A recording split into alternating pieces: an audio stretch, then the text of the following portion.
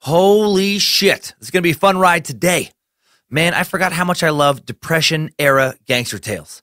The members of the Ma Barker gang, a.k.a. the Barker-Karpus gang, they quickly evolved into and became more commonly known as, were cold-blooded, thieving, kidnapping, cop-killing sons of bitches. They don't deserve to be romanticized. They were self-serving, ruthless dirtbags. I know that. But there is something darkly romantic about old-time bank robbers. You know, a criminal such as a rapist is an obvious fucking coward, holding down someone usually physically weaker than themselves, physically and psychologically violating someone they've drugged or tricked or holding a weapon to, using them for their own sadistic physical pleasure.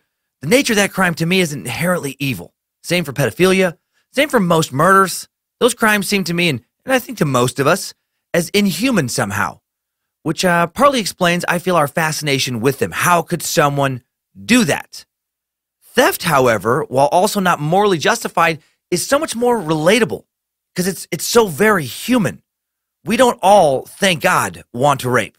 However, we all do want money. Even if you don't consider yourself materialistic or monetarily driven, you still have bills to pay. Or if you don't somehow, then someone else is paying for your existence. And I hope you're grateful for them being at least somewhat financially motivated. And almost all of us have stolen something at some point in our lives. Maybe you haven't taken anything from a store, but have you ever BitTorrented a movie? Ever used someone else's username and password to watch something intended for paid subscribers only with no intention of ever paying yourself? Ever downloaded an album someone gave you on a thumb drive and listened to it over and over and then never paid for that? Well, welcome to the Thief Club. You might not think you're in, but you're in. You took something, or you used something, you listened to or watched something that someone else created with the intention of having it sold. It belonged to them. It belonged to the people who chose to buy it. And I think the reason we're fascinated with bank robbers is, well, illegally downloading, say, a movie is pretty easy. It's a very low-risk crime. You're probably not going to get caught, and if you do, you're not going to get punished very severely. Robbing banks, very different. Anything but easy. People guard banks. People paid to guard banks. People with guns. People who can legally kill you if you try to take what belongs to the bank. And the Ma Barker, a.k.a. Barker-Karpus gang, robbed banks. A lot of banks. They did something that's very hard to do, and they did it over and over again. Coming into a large sum of money quickly. How many of us have had that fantasy? How many of us have daydreamed about hitting the lottery or finding some briefcase full of unmarked $100 bills? That would be the best. Well, the Barker boys didn't just fantasize about that. They did it. They didn't find money. They didn't win it. They just went out and took it. And they got away with it for years. They robbed bank after drugstore, after hardware store, clothing store, Chevy dealership, jewelry store, still more banks. They committed more robberies than the much more famous Dillinger gang. The Dillinger gang was active for less than 1 year. The Barker-Karpus gang was active from 1931 to 1935. They bought a custom bank robbing car off of Al Capone's carman. They got drunk with Babyface Nelson in Reno, got in a barroom debate with future President Harry Truman in Kansas City. President FDR called them out on national radio during one of his famous fireside chats, called them an attack on everything we hold dear. FBI Director J. Edgar Hoover made it his personal mission to take them down. Only 4 Depression-era gangsters were ever given the title of Public Enemy Number 1 by the FBI. John Dillinger, Babyface Nelson, Pretty Boy Floyd, and Alvin Creepy Karpus. And only Karpus, the man who ran with Ma and those Barker boys, was ever taken alive. And today, we're going to suck deep on the story of this infamous gang and their leader, Ma Barker, a woman J. Edgar Hoover described as the most vicious, dangerous, and resourceful criminal brain of the last decade. But was she really? Was she really their leader? Or was she just along for the wild ride? Keep listening and find out on today's Shoot 'em Up, Put Your Hands in the Air edition of Timesuck. You're listening to Timesuck.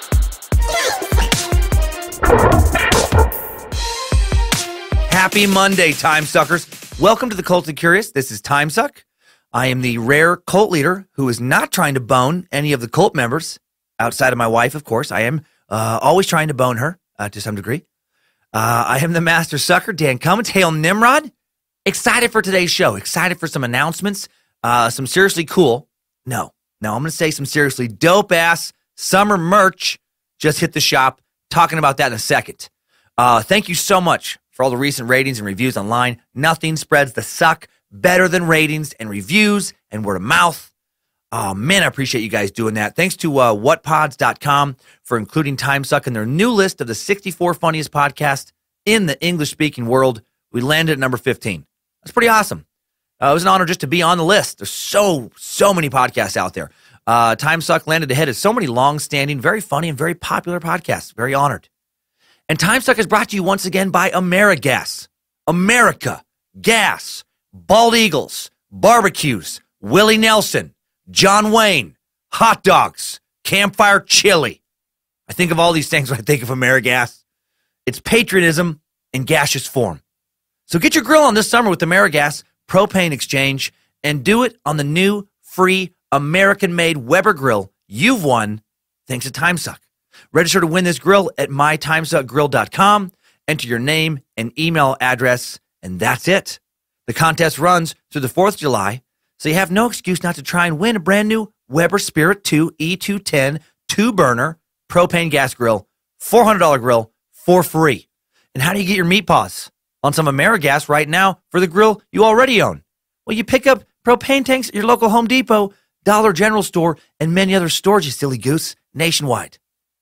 And how do you win that Weber grill? Again, sign up, mytimesuckgrill.com. Winner will be announced on Friday, July 6th. Link in today's episode description. Godspeed and Hail Nimrod. Now, for that exciting merch news. The summer line is here. I know pickings have been pretty slim since the Memorial Day sale. I know sizes have been low, and by low, I mean completely out of almost everything. Now we're restocked. So much good shit. First up, 7th generation Timesuck tee.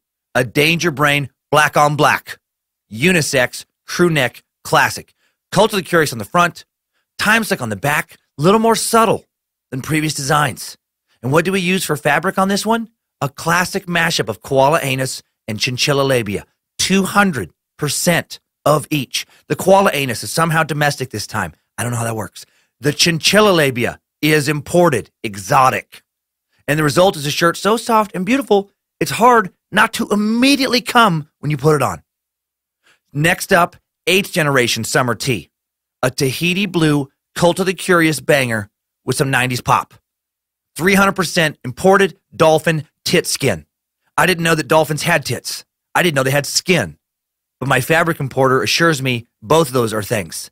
And that it's very rare and sought after, and that it's some of the softest and sexiest material on earth. Each summer shirt comes with a free boner and or vaginal moistness. Next up, you've asked since last summer and it's finally here. The 1st generation Timesuck tank top, a royal blue stunner. Time to bring out the guns. Time to showcase the tatas. Nimrod is so pleased with this tank top. It's 50% cotton and 100%. No, I'm sorry, 1,000%. My exotic material importer. He would have been so mad at me. It's 1,000% baby deer, aka fawn, inner thigh fur and skin. You ever rubbed a young deer's inner thigh? It's sublime. And now those baby deer legs can rub you every time you wear this beauty. What else? Fucking koozies, that's what.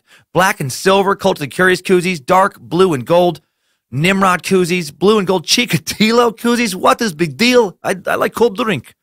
Just enjoy cold drink and soft cock. Red and sexy, blood orange Lucifina koozies, Hail Lucifina, black and lime green Secret Suck koozies, only for space lizards. Keep your drinks cold, keep your mind sharp. Koozies believed to give their owners somewhere around 500 extra IQ points. That's what my science team tells me. And by my science team, I mean my 2 doodles, Penny Poopers, and Ginger Bell. And is that all? No. You've asked for over a year, and magnets also here. 3-inch by 3-inch, sick black logo-based circular magnet, and a 7-inch by 1 3/4-inch rectangular magnet. Both guaranteed to spread the suck. Both guaranteed to block reptilian mind control signals beaming down from the moon. Both guaranteed to annoy the shit out of flat earthers. All right. Quick tour announcements before diving into the Mob Barker Gang. I hope you enjoyed that merch. Thanks to Washington, D.C. Timesuckers who came to the Draft House this past weekend. I was given a few more challenge coins by some veterans. Kick-ass highway patrolmen. Man, thank you, veterans, for protecting us from foreign harm. And thank you, police officers, for protecting us from domestic harm. You don't get enough credit. Adam Dayton came out, the man, myth, legend, who created those beautiful hand-painted cornhole boards, sent him into the Suck Dungeon. Speaking of corn, this weekend, June 15th and 16th, the Flat Earth Tour rolls into Des Moines, Iowa. Des Moines, Iowa. Meet me at the Funny Bone.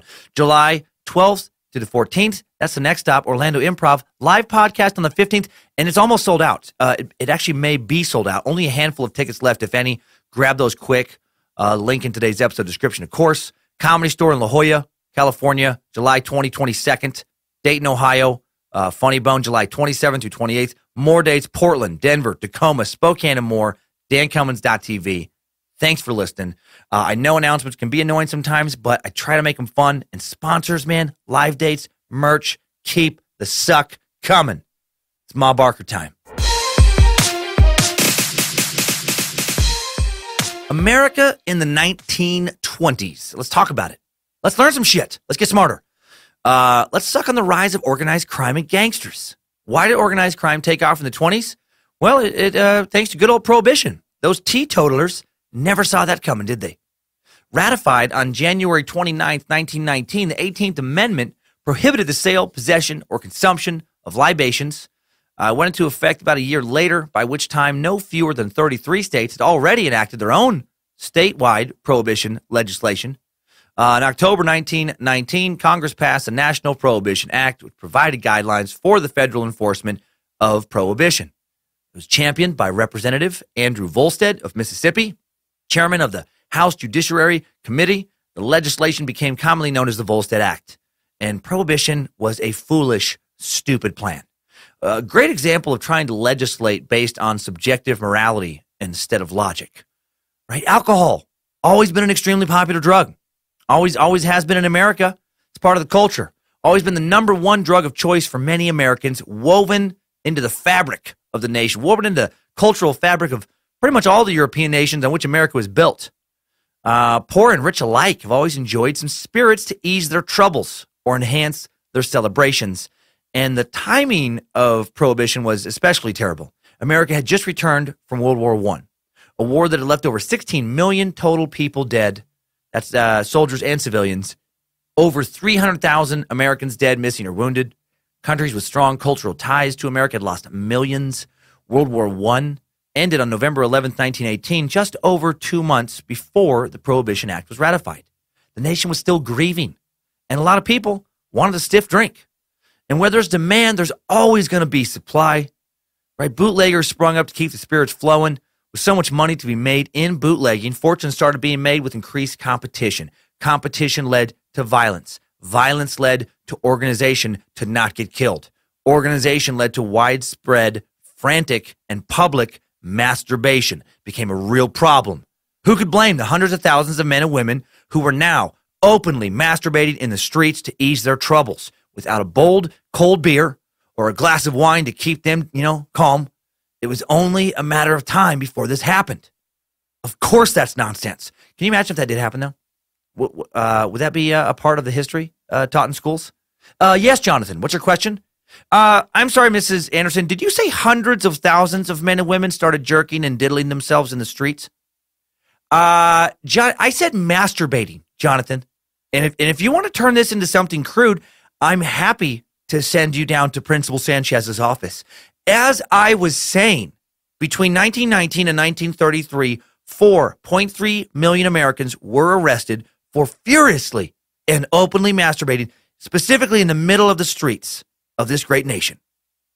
No, but seriously, who could supply speakeasies most consistently through bribing officials and killing or intimidating anyone who tried to interfere with their new business? Gangs, organized gangs. So now new booze-selling gangs are popping up in New York, Chicago, Boston, other places, romanticized in the press. What they were doing wasn't really seen as that bad by a lot of Americans, A lot of Americans were drinking the booze they supplied. They were happy to have the gangs, or they wanted to be drinking that booze. Then when FDR ended Prohibition in 1933, it's rumored he immediately celebrated with a martini, which was his favorite drink.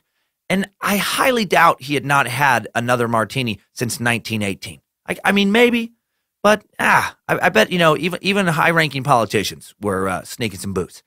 So now in the 20s, you have these kids growing up idolizing these new gangsters that, again, are romanticized in the press. It has been said by many that gangsters were America's most famous celebrities in the 20s. Kids such as the Barker kids are reading about them, hearing about their exploits, wanting to be them. And then when the Great Depression hits, following the stock market free fall of October 1929, you have young men old enough to hit the workforce now who find out that there is no fucking workforce anymore. Not like there used to be. Unemployment would actually hit 25% in 1933. Holy shit. A quarter of the workforce completely unemployed. Can you imagine that? Currently the United States has an unemployment level somewhere around 3.9%. That's as of April 2018. So over 6 times the amount of unemployed people per capita. So now you get a lot of poor people who have grown up romanticizing gangsters who are more poor than they've ever been. They need money. They can't find work. And you still have organized crime. It didn't end with prohibition. It just found new ways to make money.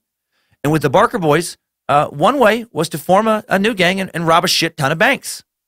Now that we have a little context, we're going to dive into the meat of today's tale in just a bit. First, I want to let you know about a cool old movie I found on YouTube about Ma Barker and her gang called Ma Barker's Killer Brood. The poster for this B flick is so good, I immediately bought it. I bought a cheap replica of it. I found out that originals exist, but they're a little too expensive for my taste. It's fucking awesome. I love those old 50s and early 60s movie posters, especially for the B movies. And in the comments below this movie, I found today's idiots of the internet. Idiots of the internet. Okay, again, today's comments come from the full-length Ma Barker's Killer Brood movie on YouTube. Great old black and white B movie gangster flick starring Lorene Tuttle. You may remember her as Gladys Peabody from the Beverly Hillbillies or as Vinnie Day from Life with Father. Odds are you do not remember. I did not remember her. In the opening scene, some poor victim of Ma Barker and her gang is getting gasoline splashed on him, and then he's set on fire dramatically. And then some words come on the screen with the music you hear now played underneath it. This story is true, documented from police records, newspaper files, and eyewitness reports. It is the sadistic career of Catherine Clark Barker, master of crime, who taught her sons that the only crime was to get caught. So cunning was this evil genius that in almost 2 decades of robbery, kidnapping, and murder, she herself was never once arrested. Ma Barker, mother to the underworld and public enemy. Mother to the underworld, I love it. And then in the comments below, some idiots turn the commentary political. User Mr. Showbar posts, Ma Barker, the Sarah Palin of her time. And immediately, Kenneth Wallace is butthurt. Kenneth Wallace, I'm sure some man who's never met her, says, no comparison, you liberal Democrat, socialist, communist. Liberal Democrat, socialist, communist. Wow, little anger towards the left. Couldn't handle one little Palin jab. Mr. Showbar comes back with, go brush your tooth. And I know that's an easy joke, but I still always like it. And Kenneth Wallace doesn't come back with anything. So maybe he really did, take him up on the advice, and he did go brush his tooth. Polished it right up. If you do have only one tooth, I do think you should probably keep it clean and shiny. Or maybe that is a terrible idea. Maybe that would just draw more attention to your one tooth. Create a lot of, unwanted fascination around it. Like, how did he lose all of his other teeth when he's clearly taken such great care of that one? Next comment, down goes back the other way. Panzer Marsh posts, Ma Barker, the Hillary of her time. Oh, touche. Tit for tat. Moron Videos 1940 replies with, you make no sense with that statement.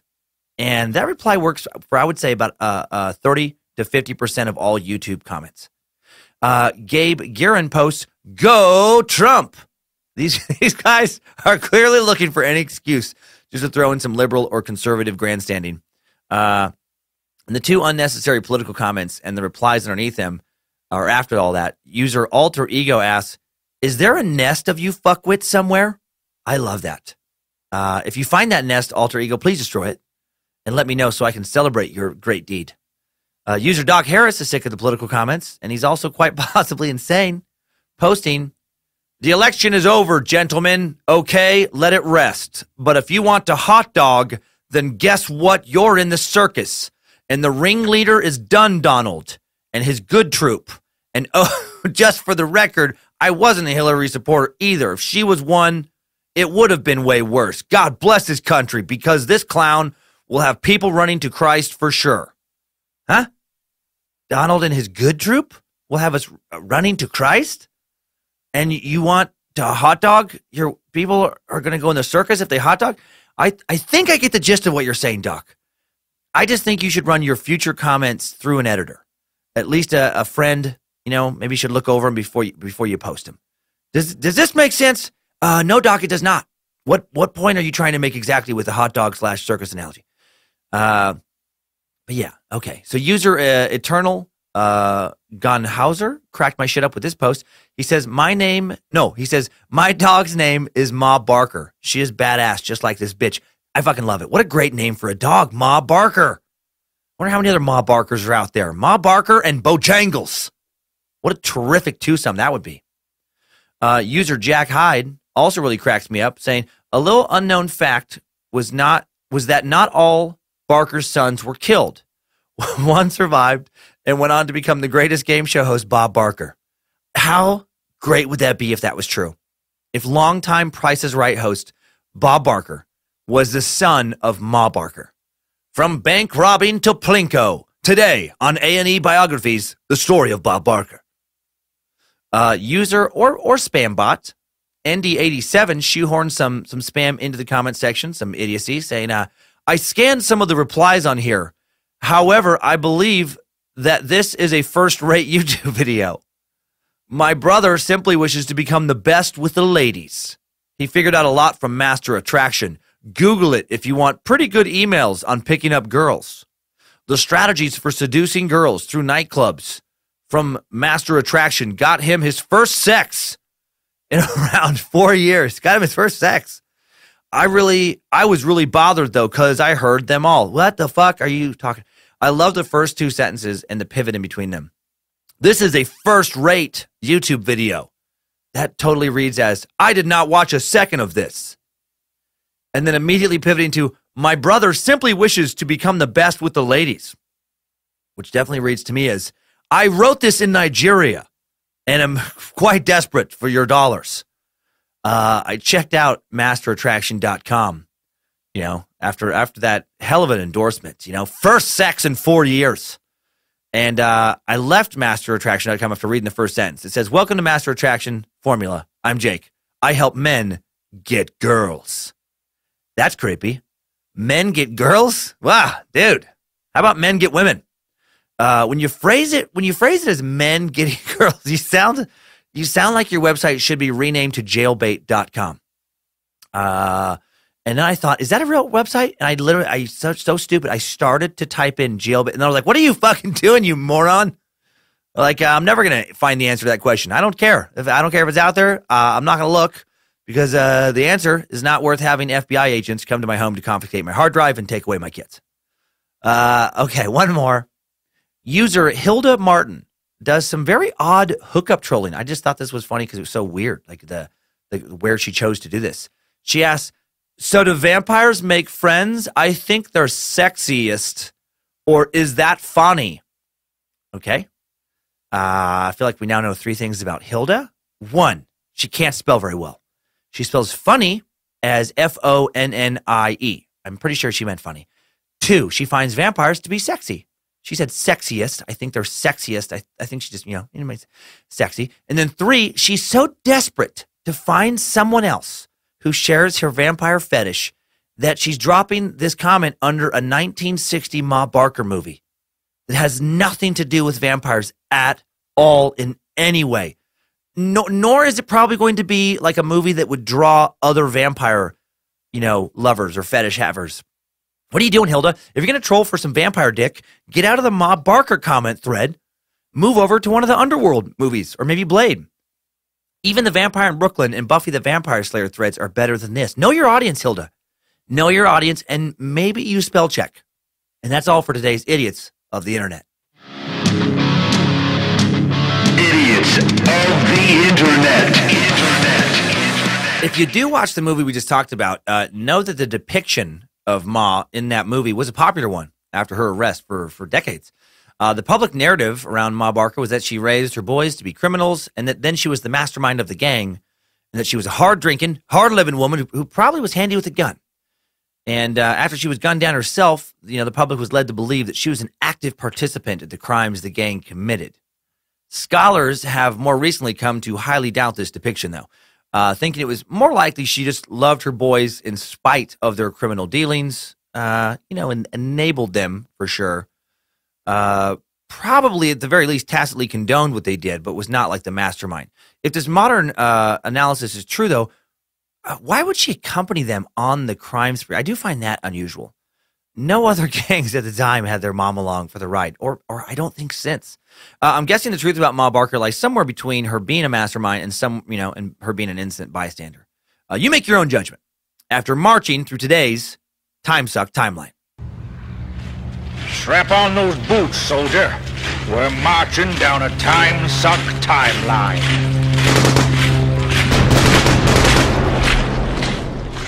On October 17th, 1873, Arizona Donnie Clark was born in Ash Grove, Greene County, Missouri. She's listed as going by Kate in some accounts, Catherine, sometimes went by Rita. Damn gangsters and their nicknames and aliases. She'd become commonly known as Ari. What a cool name, actually, Arizona. I really like that. Donnie, on the other hand, unfortunate. Interesting choice as a middle name for a woman. I feel like that's almost as bad as like Hank or Dick. This is my daughter, Kimberly Hank Johnson, and this is my other daughter, Michelle Dick Johnson. Don't have good rings. At the time of Ari's birth, Ash Grove only had 400 to 500 residents, about the size of my hometown, Riggins, Idaho. Only has about 1,400 residents today. A little farm town, about 20 miles northeast of Springfield, Missouri, a little over 150 miles south of Kansas City. As a child, Ari was described as God-fearing and a devout Presbyterian. She was also described as tough and ill-tempered, and she loved tales of 19th century gangsters like Jesse and Frank James. The Jesse James gang, man, got to suck those dirty cowboys one of these days, which is a sentence that could be interpreted very differently out of the context of this podcast. Ari is said to have been devastated when Jesse was shot in the back and killed while he was straightening a picture on the wall in 1882. When she was just 8 years old, Jesse's killer, Robert Bob Ford, would be reviled in history as the dirty little coward whose shot laid poor Jesse in his grave. So Ma Barker, had a fascination with gangsters long before the 1920s. She loved those old Wild West stagecoach and train robbers that the press also romanticized. In 1892, Ari does what 19-year-olds did back then if they hadn't done so already. She marries somebody. She marries George Barker before she hits 20, before she becomes an old maid. Did anyone ever play the card game Old Maid when they were a kid, by the way? I used to play with my great-grandma Stella Berman, born in 1915. Great woman. She traveled by wagon as a kid, helped raise 3 generations of my family. Probably was fascinated by tales of the Ma Barker and Barker Carpets gang when she was a teen. Love you, Grandma Stell. Anyways, Ari and George lived near Aurora, Missouri, where George worked as a sharecropper. He's described as mild-mannered, a soft-spoken man. Said that Ari was the one that ran the family. She wore the pants. In most media depictions, poor George is portrayed as a total doormat that Ari walked all over. Aurora, by the way, isn't that much bigger than Ash Grove, 7,500 people in the southwest corner of Missouri, former mine town that transformed into an agricultural community 30 miles southwest of Springfield. And that would be the birthplace of the key members of the Barker gang. George and Ari Barker had 4 sons, all born in Aurora, Missouri. Their first son, Herman, was born October 30th, 1893. Then Lloyd William, called Red, was born next on March 14th, 1897. Red was named after the fact that he had a red penis, much like a dog's. It's just unfortunate. Arthur Raymond, called Doc, was born January 4th, 1899. Frederick George Freddie was born December 12th, 1901. And I did make up that shit about the dog's dick. I hope you know that. Guessing he got the nickname Red because he had red hair. If he didn't have red hair, but did have a red dick, you'd think he'd really fight to accept that nickname. I know I would. If I had a red dick, like a bright red dick, like a dog's, and people found out and wouldn't stop calling me Red, I would run away. I'd leave my family, start a new life somewhere, get a more respectable nickname, something like Ace or Snake. I'd even take Skippy over Red in that situation. I'd take Goober over Red as in a dog's Red Rocket Red. Anyway, sometime around 1903, the family moved to Webb City, a small 11,000-person suburb of Joplin, Missouri. Joplin itself having about 50,000 people. Joplin, if you'll recall, also was the location of Bonnie and Clyde's infamous apartment hideout that they left after having a shootout with law enforcement in 1933. Joplin, 70 miles due west of Springfield, and from the look of the map, less than 5 miles from the state line with Kansas, and less than 10 miles, probably closer to 5 miles from the Oklahoma state line. Guessing that's what made the town so popular in the days of Prohibition and Depression-era gangsters, when all you had to do to escape being chased by the cops was just make it across the state line. We talked about the importance of that, those state lines and pulling off these heists in the Bonnie and Clyde suck. To refresh your memory, if you're a longtime sucker, essentially not all states had passed a form of the Uniform Act on fresh pursuit in the early 30s, which allowed state police to cross state lines when pursuing a person or persons suspected of committing a felony. Back then, as long as the feds specifically weren't chasing you, and that was rare, making it to the next state was almost like making it out of the country when it came to being pursued by law enforcement, which would make it a lot easier to be a criminal, man. Get a hideout on the state line, and you just have to make it a few miles to start a new life and get away with it. But I digress. We're talking about the childhood of the Barker boys. Truth is, we don't know a lot about the Barkers' early family life. We know, in addition to working as a sharecropper, that George would work as an ore buyer for the Queen Jack Mine and the Prime Western Smelter Company around Joplin. We know the boys attended Webb Grade School, and we know that Herman gained a reputation as a prankster at school and that he once rode a horse through the front door of a local saloon in imitation of his idol, Jesse James. And one can only surmise he came to idolize Jesse James because his mother also idolized him, teaching her boys to love outlaws and bank robbers. In 1910, the oldest boy, Herman, has his first encounter with the law. That's pretty crazy that he just rode a horse through into a saloon. By the way, so clearly he was ballsy, and then he gets arrested for petty theft in 1910, but released to his mother after she begs authorities not to incarcerate him. And then on March 5th, 1915, 5 years later, he's arrested for highway robbery, and Ari again throws a public tantrum and is somehow able to convince local authorities to relinquish Herman to her care again. And man, can anyone say enabler? She makes the wrong call here again. Let your kid go to jail for a bit when the stakes are low, when they're young. They don't have to spend much time behind bars, They don't have to be on the permanent record. Still have time to change the course of their lives. What lesson is Herman learning? That he can get arrested and have Ma bail him out. That's not a good lesson.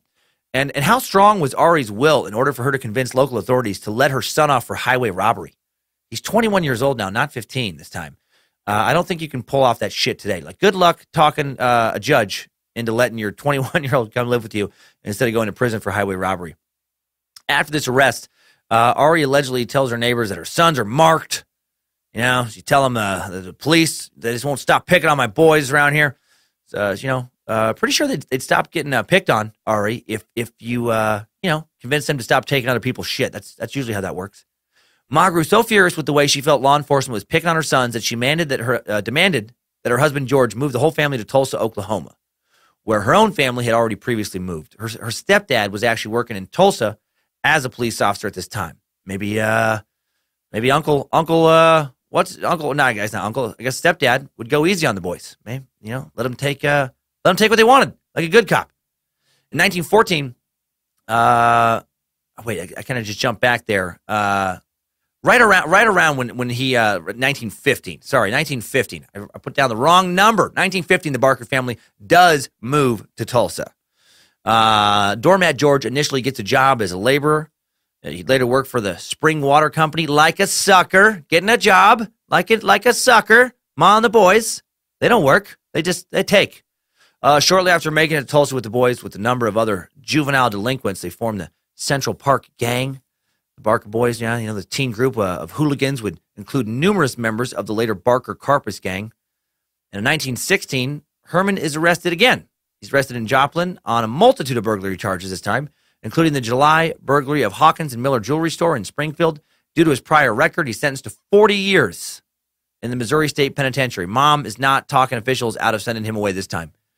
But he does manage to escape. He escapes incarceration and flees to Montana, where he immediately starts committing more crimes.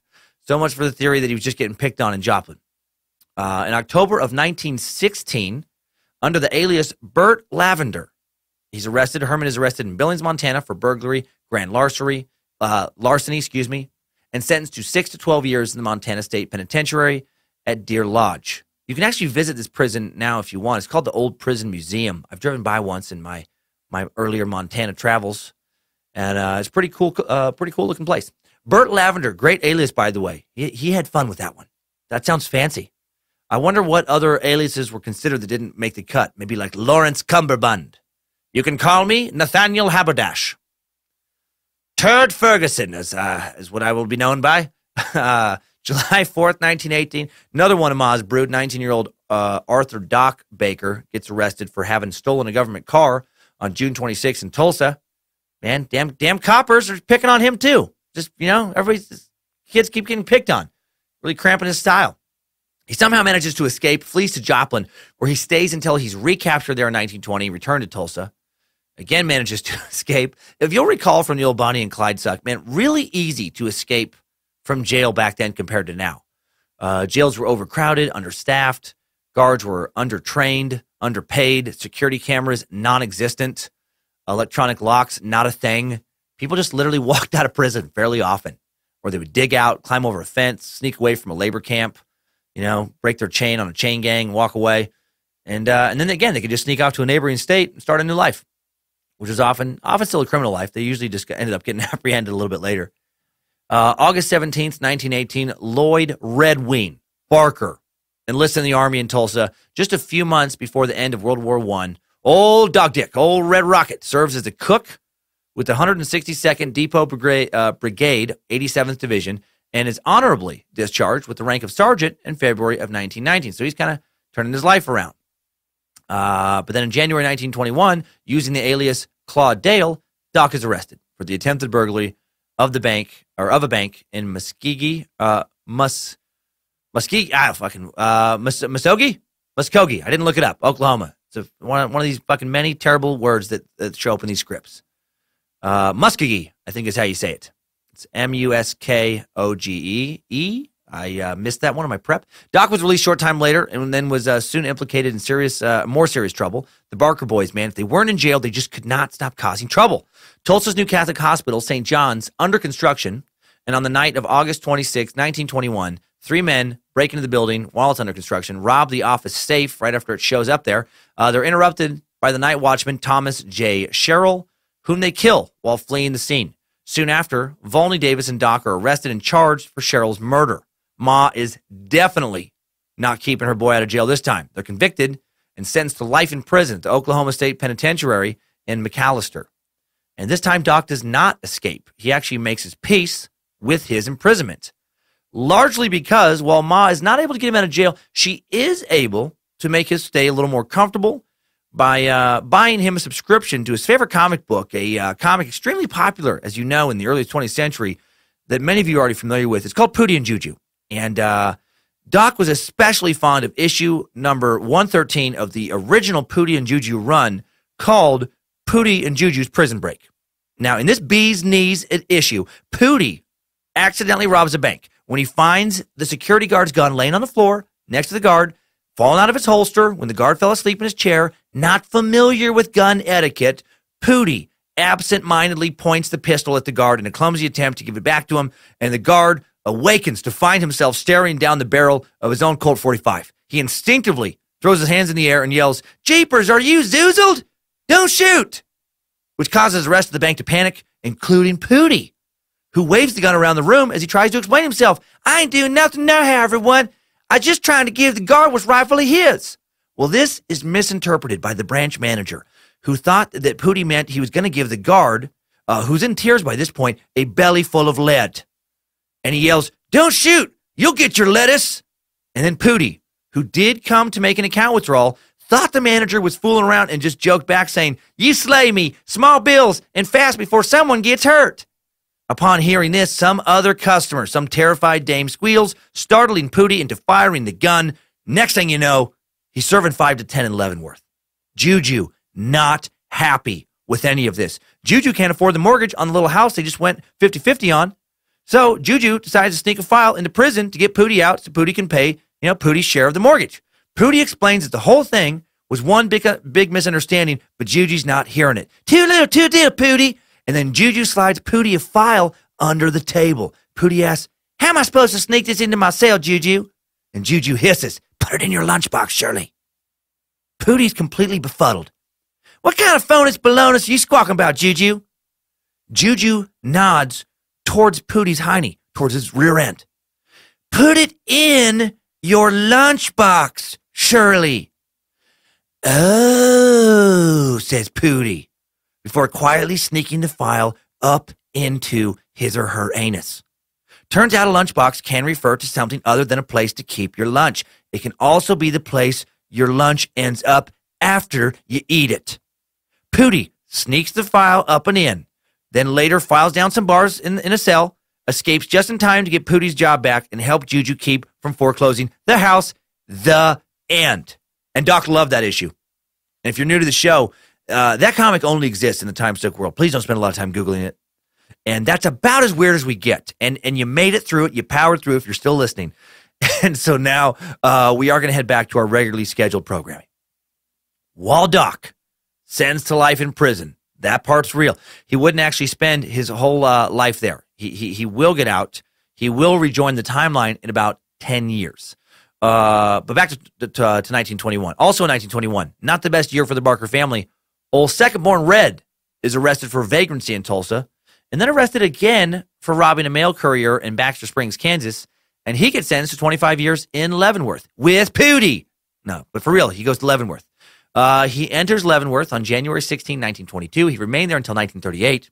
Once out, he would re-enlist in the military, serve as a cook again in World War II this time. He would get honorably discharged again.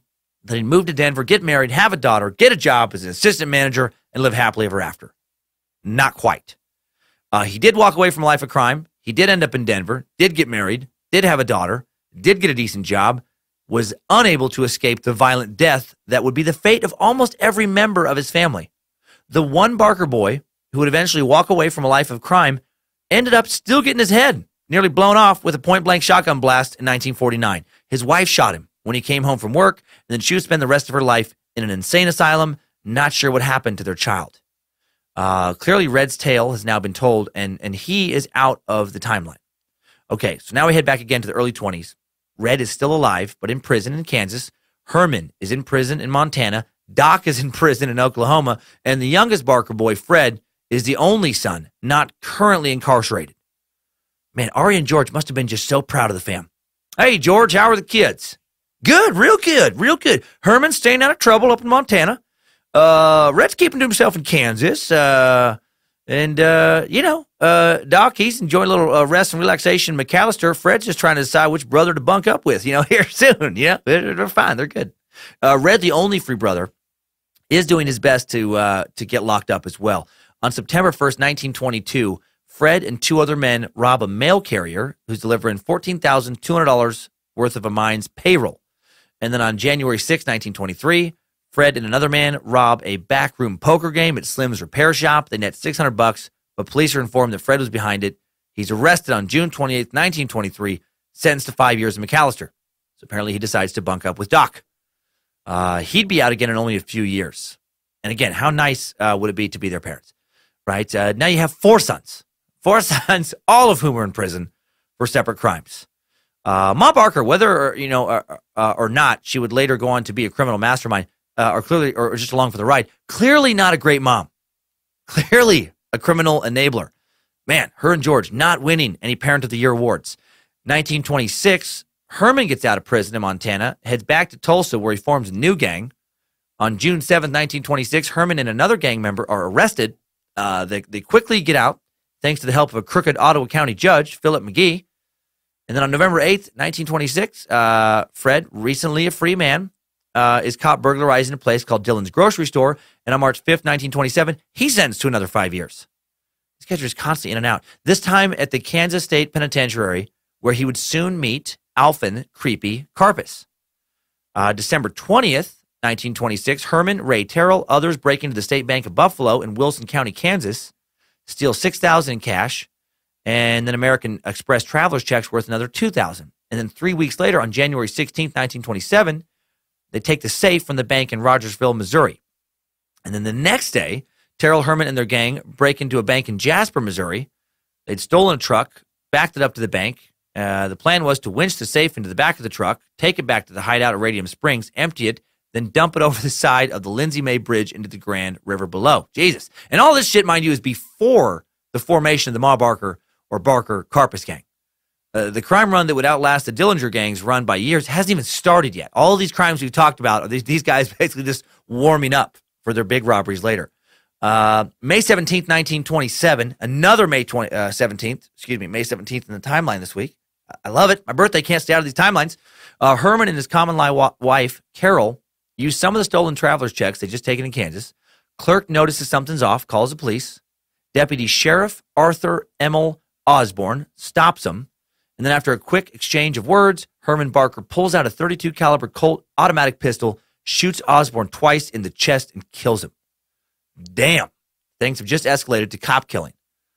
In August, Herman leaves his girl, Carol, to do a quick job to rob the Crystal Ice Company. Then on August 28th, Herman and two accomplices break in, crack the safe, take $200, and head out. And then as they're driving back home, motorcycle patrolman Joseph Earl Marshall and his partner Frank Bush see a car speeding by just after 1 a.m. Marshall approaches the car. Herman quickly shoots him 3 times in the head with his .32 Colt. Second cop he's killed. And not much time, man. Herman Barker is a cold-blooded son of a bitch.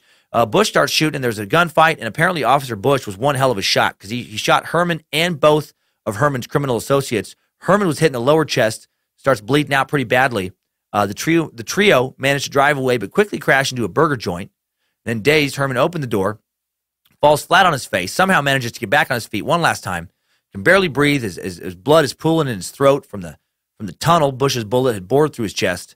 Everything's starting to fade to black. He staggers a short distance away from the car to the southeast corner of the intersection, knows this is going to be the end of the line for him. He's either going to bleed out or he's going to get caught and bandaged up just to fry later in the electric chair for killing 2 cops. So he places his Colt against his right temple, allegedly yelled out, "Forgive me, Ma," and he squeezed the trigger. So then Herman Barker, George and Ari's firstborn son, dead at the age of 33.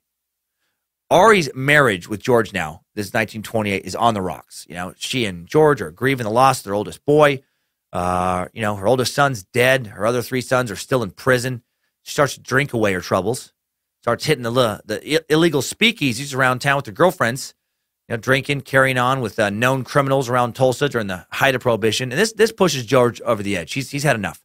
He's tired of, Ari never punishing the boys, being pushed around. So he packs his bags and he heads back to Webb City, just outside of Joplin, and he would never speak to Ari again.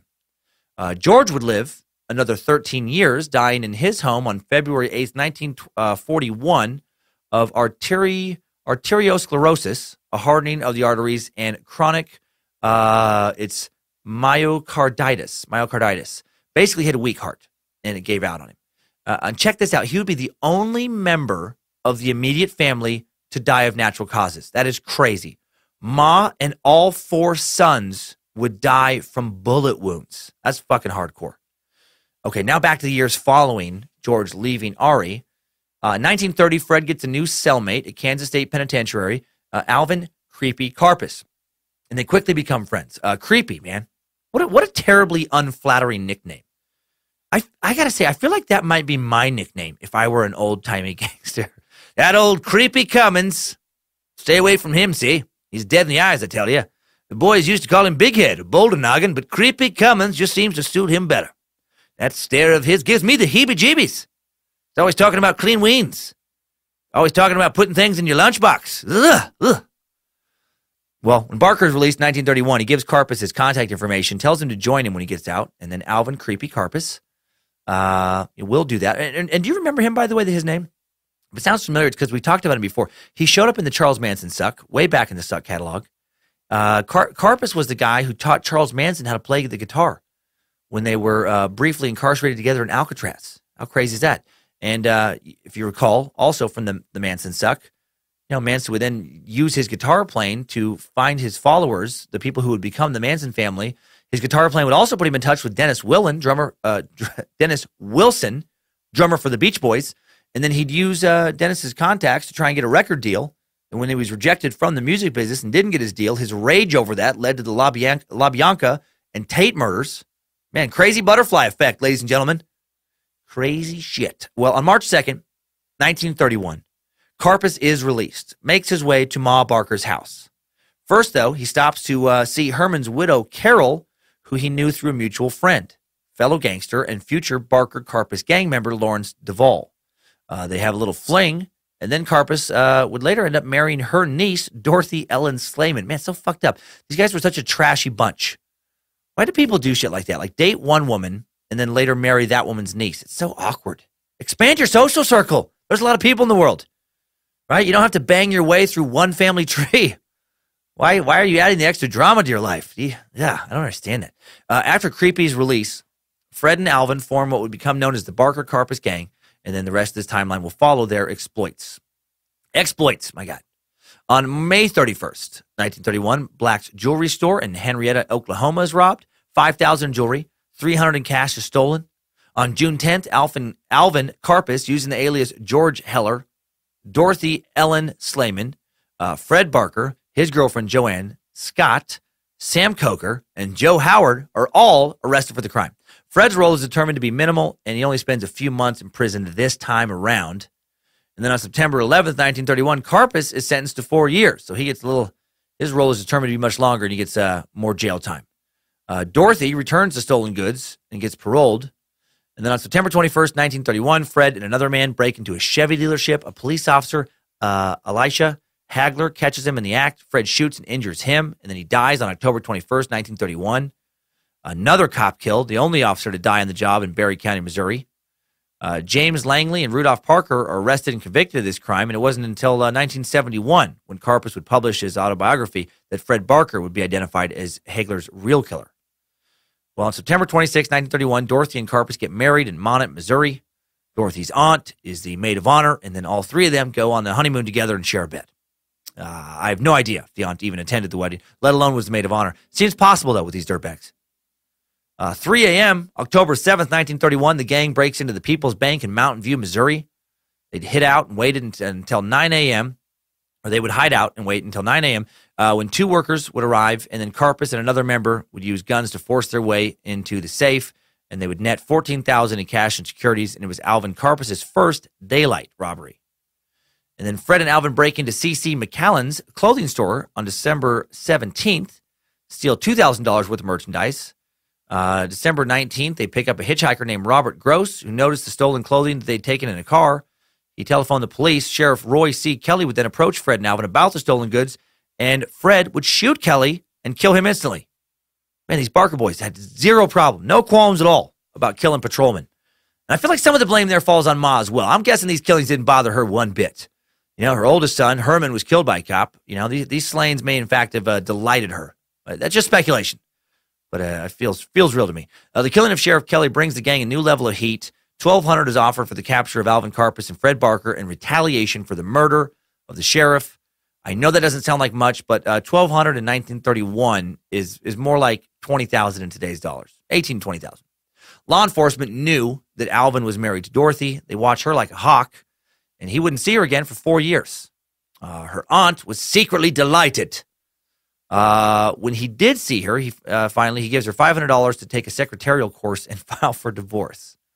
Ari Ma Kate Barker also put on a wanted poster for a reward of $100, a little over $1,500 in today's dollars. This is the only time she'd ever be on a wanted poster. And what's funny about it is she didn't actually have a criminal record. She would never have a criminal record, not in her whole life. She was wanted solely in connection, to her sons, Fred and Alvin Karpis.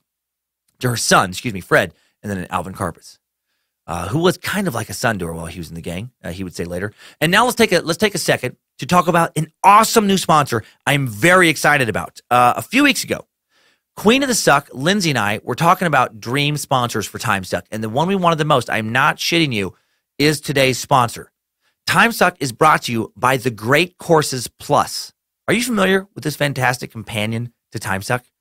You know I try to grab as much knowledge as I can for the topic each week, and lately I've been grabbing tons of bonus knowledge with the Great Courses Plus. Hail Nimrod. I urge you guys to check it out as well. It's so good. I even have a Kyler Monroe using the Great Courses as well. And what are the Great Courses Plus? Well, it's unlimited access to deep dives on any topic that interests you. You get to learn from some of the world's top professors and experts. Like this weekend on my flight to and from Washington, D.C., I watched the Great Courses Plus course on it's called Your Deceptive Mind. There's several courses in this series called Your Deceptive Mind by Dr. Stephen Novella. Downloaded it onto the Great Courses Plus app so I could, watch it on a plane where I didn't have access to the Wi-Fi the whole time. You can stream or download with the app. Dr. Novella breaks down how to think critically in this series, and it's the best. It lets you understand how people allow their minds to trick them into coming to the most wackadoodle conclusions. Like he explains how when confronted with information in life, you need to think critically to lead the best possible life. Examine the premise. Look at the logic. Is there logic? What is the motivation of the person talking to you? Where is the evidence for Bigfoot? Where is Bigfoot? He really does use Sasquatch as an example, and it's so good. It's a fascinating look into just how our brains work, how our brains process information, misinformation. If I could only legally tie flat earthers to chairs and force them to watch this course, Clockwork Orange style, if they actually truly listen to Dr. Novella, they could not keep believing, I don't think. But I can't do that. But I can encourage you to listen. The Critical Thinking course, it's one of many, so many great courses that you can enjoy with the Great Courses Plus. Thousands of lectures, history, science, human behavior, photography, so much more. Watch or listen anytime. And of course, I have a special Timesucker offer. Please take this. You will not regret it. Through Timesuck, you can get a free month of unlimited access to their awesome lectures. And just one lecture, again, Dr. Novella talks about Sasquatches and the belief of certain people that aliens are trying to take over the world. It's fantastic. And it's free for a month. And you can, then you can just unsign if you don't like it anymore. But you're going to like it. And it's only free for a month if you go to our special URL. Go to the greatcoursesplus.com/timesuck. That's thegreatcoursesplus.com/timesuck. Link in the episode description. Or you can push the Great Courses button on the sponsor page of the Timesuck or app or website. Just do it. You're going to be so happy. I promise you. Okay. No more interruptions, but that last one was a great one. I so love that company. After the murder of Sheriff Kelly Ma and the Barker Karpus gang flee Oklahoma, they arrive in Joplin, immediately go to their friend Herb Deffy is his nickname. It's another terrible nickname. Deffy Farmer. They go to Deffy Farmer's house. Farmer was the Barker's friend and neighbor when they lived in Joplin, Webb City before. He had a lot of contacts around the country who could help him out, help hide him. And one of these contacts leads the gang up to West St. Paul, Minnesota. And why St. Paul? Well, this is pretty fascinating. Let's talk about Minnesota's strange early 20th century relationship with gangsters. A man named John J. O'Connor joined the St. Paul Police Department around 1880, served on the force until June 1st, 1900, when the new mayor-elect appointed him as chief of police. And he was publicly heralded at the time as a champion of truth and justice, and he was privately crooked as shit. He was a dirty bird. He did bring an end to a big crime wave that had plagued St. Paul, but he did so by taking massive bribes from criminals around the country. Behind the scenes, he and his brother Richard quietly put together a plan where criminals could come to St. Paul, pay them a bribe, and then stay and not be bothered by law enforcement just as long as they didn't commit any crimes within city limits. Go 40 miles away and just rob whoever you want, but just don't do it here. St. Paul would be a safe haven for early 20th century gangsters. It would be known among the underworld as a sanctuary city. And O'Connor's plan became known as the layover agreement. And yeah, it allowed criminals to, stay in the city under 3 conditions total. They had to check in with police upon their arrival, agree, as I said, to pay bribes to city officials, and then commit no major crimes in the city of St. Paul. And this arrangement lasted for almost 40 years, finally ending when rampant corruption forced crusading local citizens and the federal government to step in. A man named William Reddy Griffin was the first keeper of O'Connor's, saloon and system. System, not saloon. Maybe his nickname came from having a Reddy dog like Ween. I have no evidence of that being true. Also have no evidence of it being not true. Anyway, after arriving in town and meeting with the police, criminals would have to stop in and check in with Reddy Griffin, at the Hotel Savoy in downtown St. Paul. When Griffin would die in 1913, a man named Dapper Dan Hogan would take over, and that's who the Barkers would meet. John Dillinger, Ma Barker, her boys, Babyface Nelson, Alvin Karpis, others, they'd all come to meet Dapper Dan. All considered St. Paul to be a safe haven. Dapper Dan's Green Lantern Saloon on Wabasha Street became a sort of clubhouse for these gangsters where they stayed in St. Paul. The original building doesn't exist any longer, but there is a Green Lantern Saloon at 229 6th Street East in St. Paul that claims to carry on this legacy, according to their website. So in 1931, the Barker Karpis gang, they head to this haven. They call themselves the Andersons. They say that they're musicians who have just come to play as part of an orchestra that was performing at resorts and lakes around the Twin Cities of Minneapolis, St. Paul. They often carry around violin cases. I think this is interesting. These cases just contain their guns. That's pretty darkly cool, carrying guns around in violin cases. Alvin meets a 16-year-old girl named Dolores Delaney at the Green Lantern Speakeasy and is immediately taken with her. She's the sister of one of the criminal underworld members there, Rat Riley. That's a fucking scary nickname, Rat Riley, who is a bartender at the Green Lantern. And Riley had a rule that every guy wants to make her, but we've got a rule. This is a quote: nobody gets in her pants until she's 17. I love that he has that rule just out there. All right, I know she's cute, but nothing in her pants until she's 17. Play with her tatas if you must, but nothing below the belt.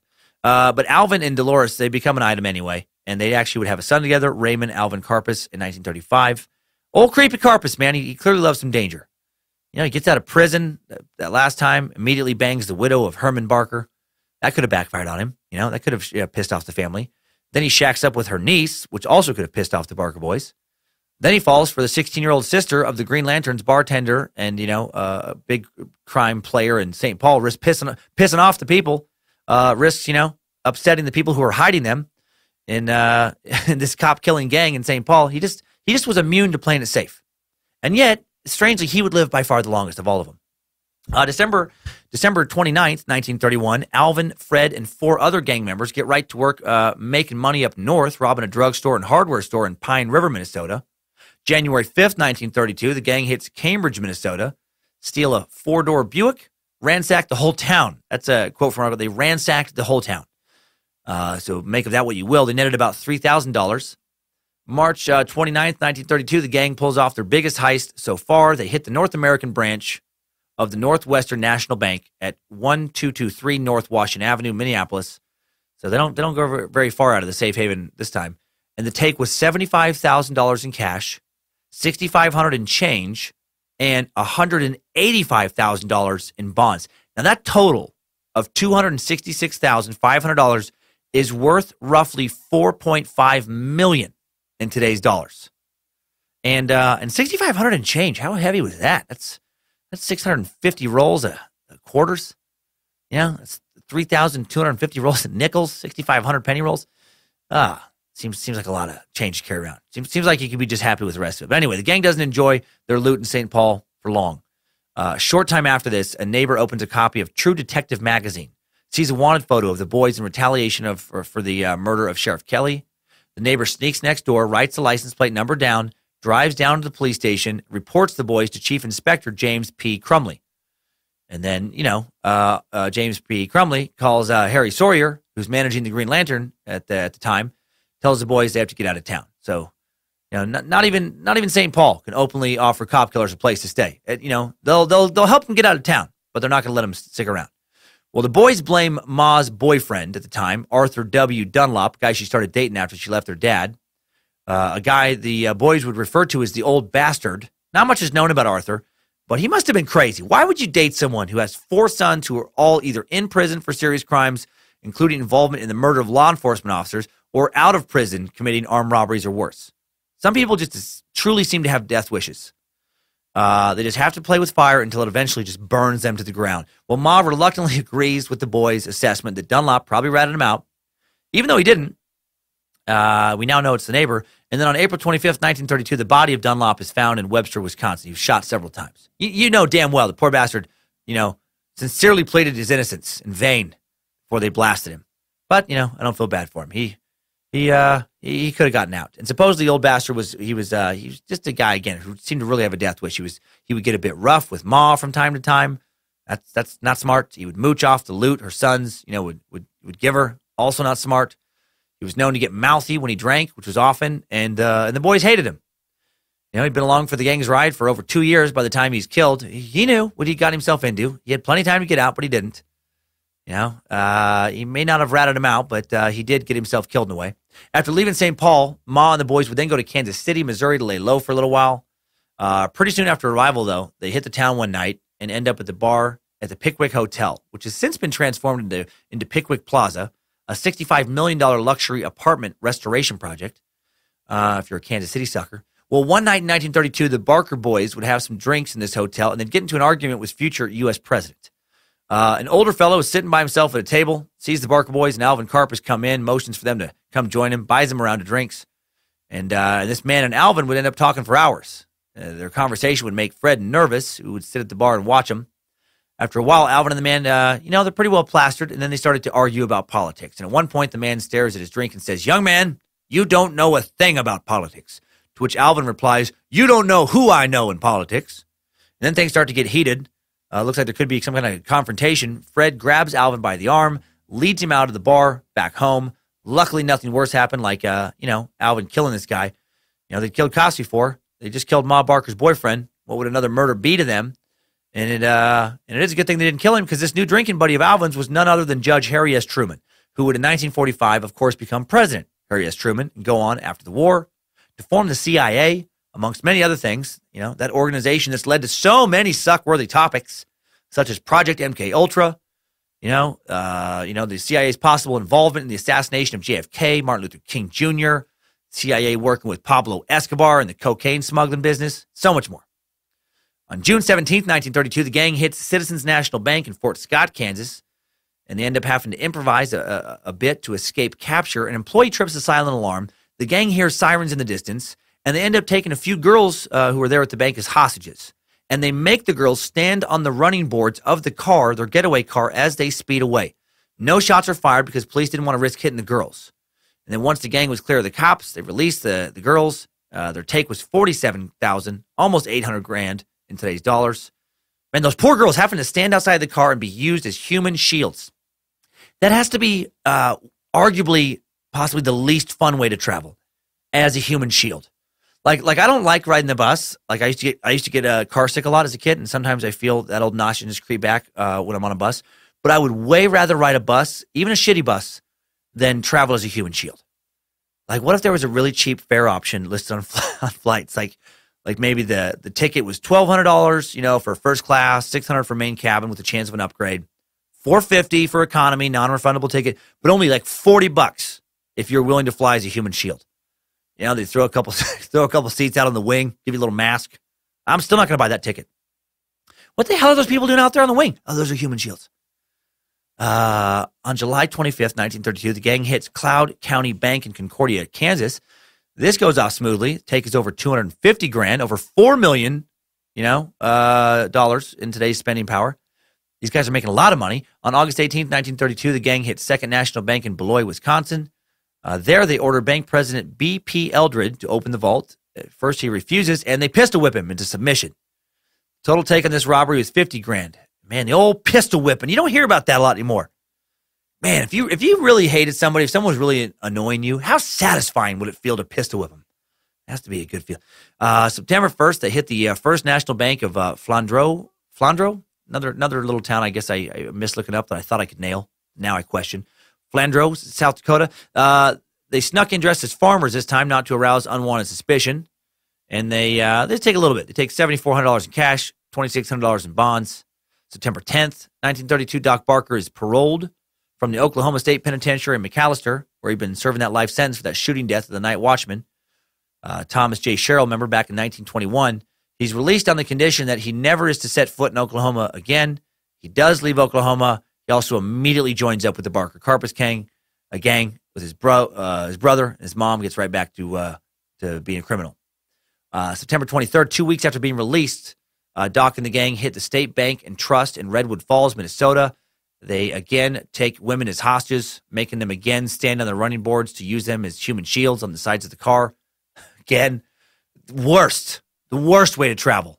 Like if Uber ever offers a human shield discount fare, don't take it. You either pay the non-human shield fare or you walk. A few miles out of town, they let the women go. They then throw thumbtacks across the road in order to prevent others from following them. These guys are fucking pros, man. Several pursuers do end up with flat tires. The gang makes a clean break. They get away with over $30,000 in cash, another 4,000 travelers checks, over $600,000 worth of money today. A week later, on September 30th, they hit up Citizens National Bank across the Red River in Wahpeton, North Dakota. They take again more women to stand on the running boards. It's becoming their thing now. But this time, one of the women, Ms. Stock, does get shot at, and the bullet breaks her legs. Law enforcement, they've had it with this. They're just going to go ahead and start shooting now.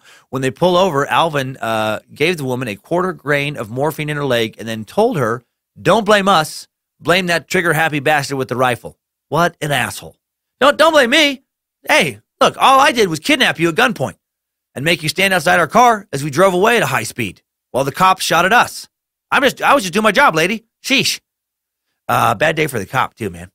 How was your day, honey? No, not good. Not good. Shot a woman. What did she do? She picked a bad way to travel. She picked a bad way to get across town. Never travel as a human shield, Martha. Not ever. After the shootout with police, the car is shot up and barely running. The gang is attempting to leave town. As they're attempting, they notice an old Essex sedan near the road. They ask the farmer in the yard if it'll run. He says yes. Looks at all the bullet holes in their car and asks, "What's this all about?" Alvin replies, "We just robbed the bank in Wahpeton, and we need that car to get out of here fast. We're taking yours and leaving ours, and we'll give you some money to square it." That is kind of cool in a way that he's like, he steals from the bank, but when it comes to the farmer, he's like, "Yeah, I'll give you some money." As Duvall starts pulling money out of the bag to give it to him, the old man smiles and says, "So you robbed the bank, did you? Well, I don't care. All the banks ever do is foreclose on us farmers." He went back inside, brought out the keys, and they sped away. This really illustrates the public perception of bank robbers during the Depression, I feel like. Farmers, losing their farms and homes to the banks left and right. Homeowners across the country are losing their asses to the banks. Almost everyone's losing their asses, but the banks are, they're still standing. They seem to be doing fine, many of them. Some of them are getting rich, gathering up these properties, and a lot of people, would think, well, fuck these banks. Good for those boys. Take a little back from the banks. Take a little back from the government. It's not, doing shit to help us, that's actively fucking up our lives. And I do think that attitude is part of what allowed a lot of these gangs to have the success in the long runs that they did, right? The reward money was enticing, but a lot of people just did not want to turn them in because they were viewed kind of as, folk heroes by a lot of people. December 16th, 1932, the gang would participate in their bloodiest robbery to date. Their target was the Third Northwestern Bank in Minnesota. Someone hit one of those silent alarms again. They're leaving the bank. The gang opens fire with machine guns.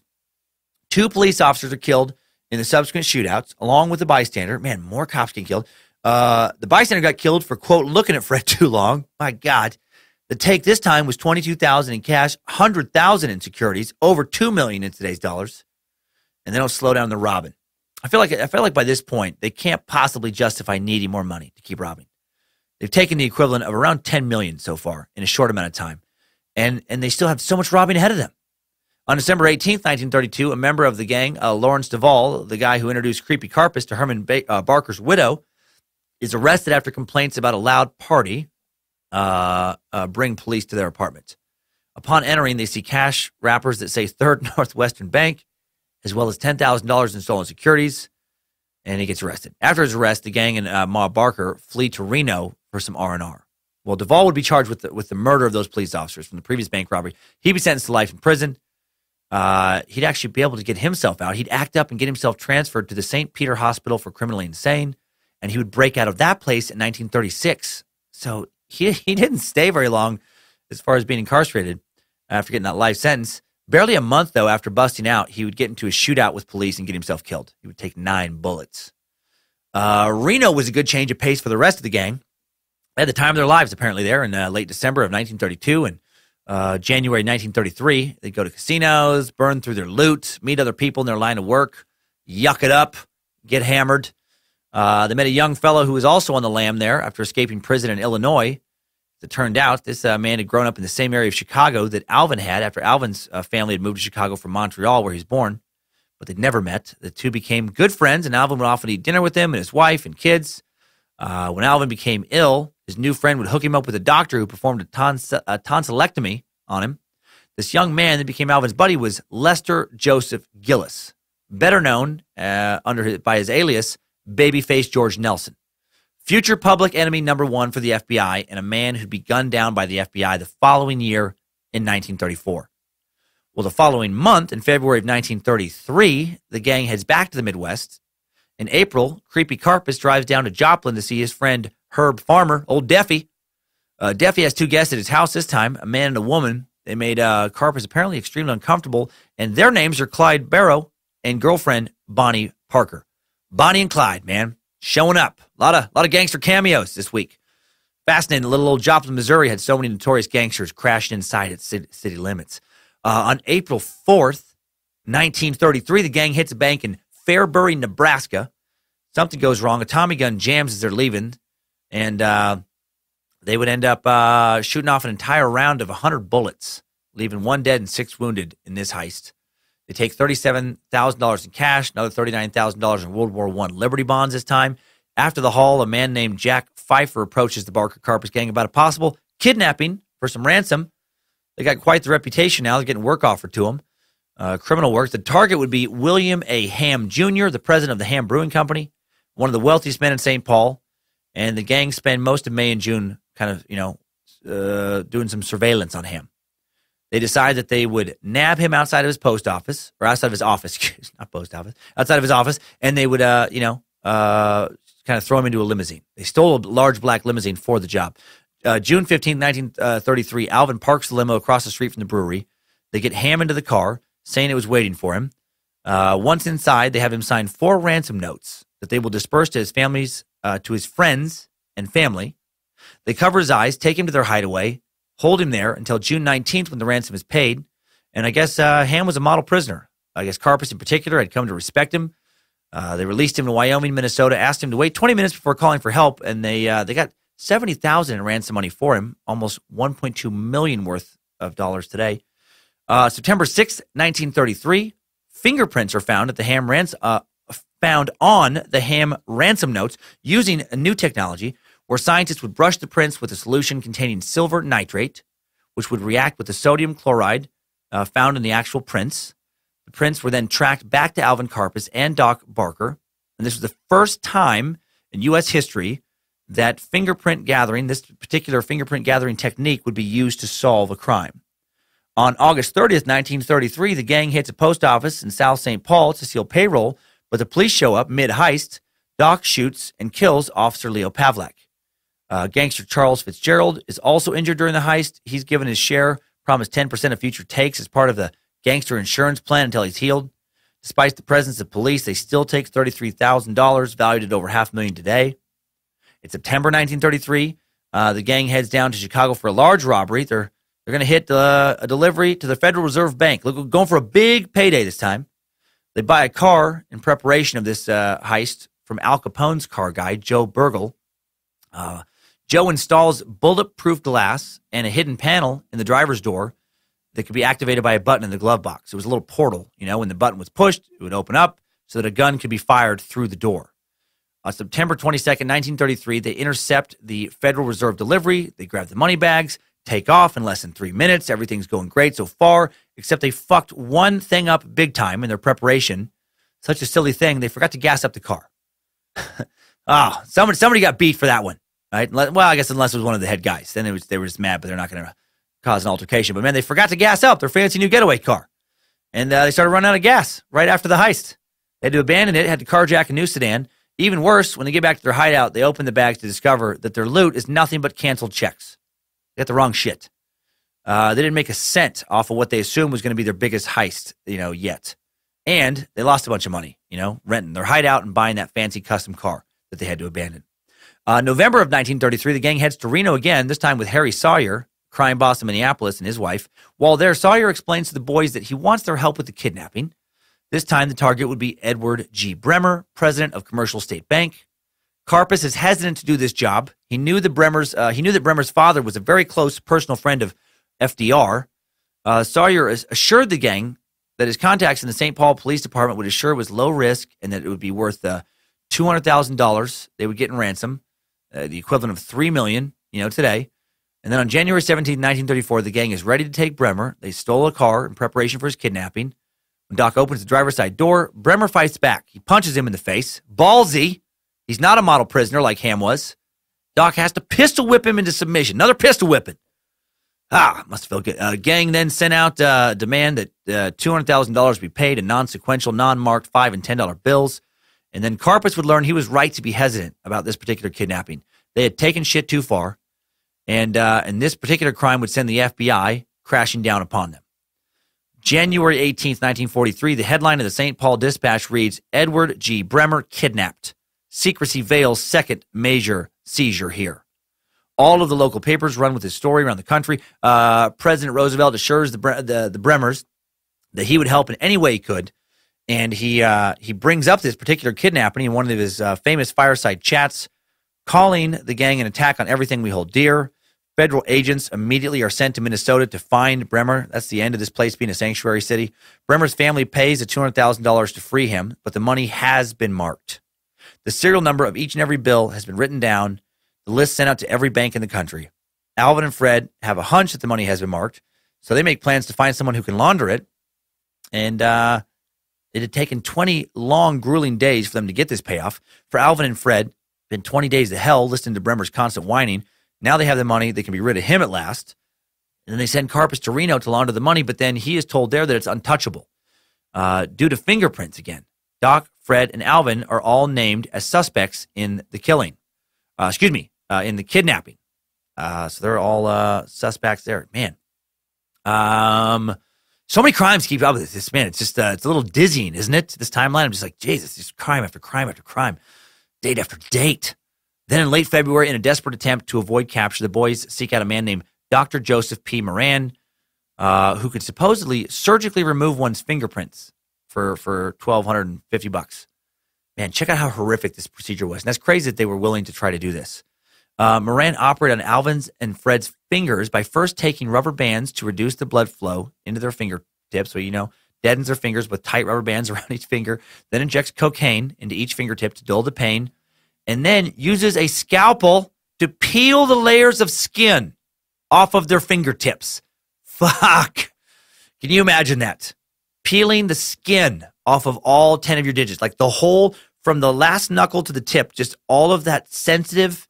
Feel that now on your finger, on your hand. It's so sensitive, so many nerve endings, right? That's how we, such important nerve endings, how we, our tactile sense, how we, find out how things feel with our fingertips, and he cuts the skin off of all of them. You ever had a paper cut on your fingertip? I have, and it fucking hurts. Now imagine that the tips of all of your fingers and both your thumbs are essentially just turned into one big paper cut. Holy shit. Well, once he's finished, he bandages their fingers. Once the cocaine wears off, the pain is, of course, excruciating.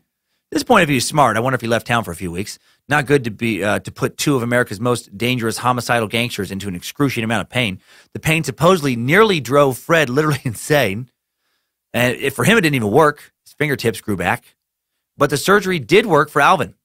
I saw a picture of him later in life, and he had no fingertips.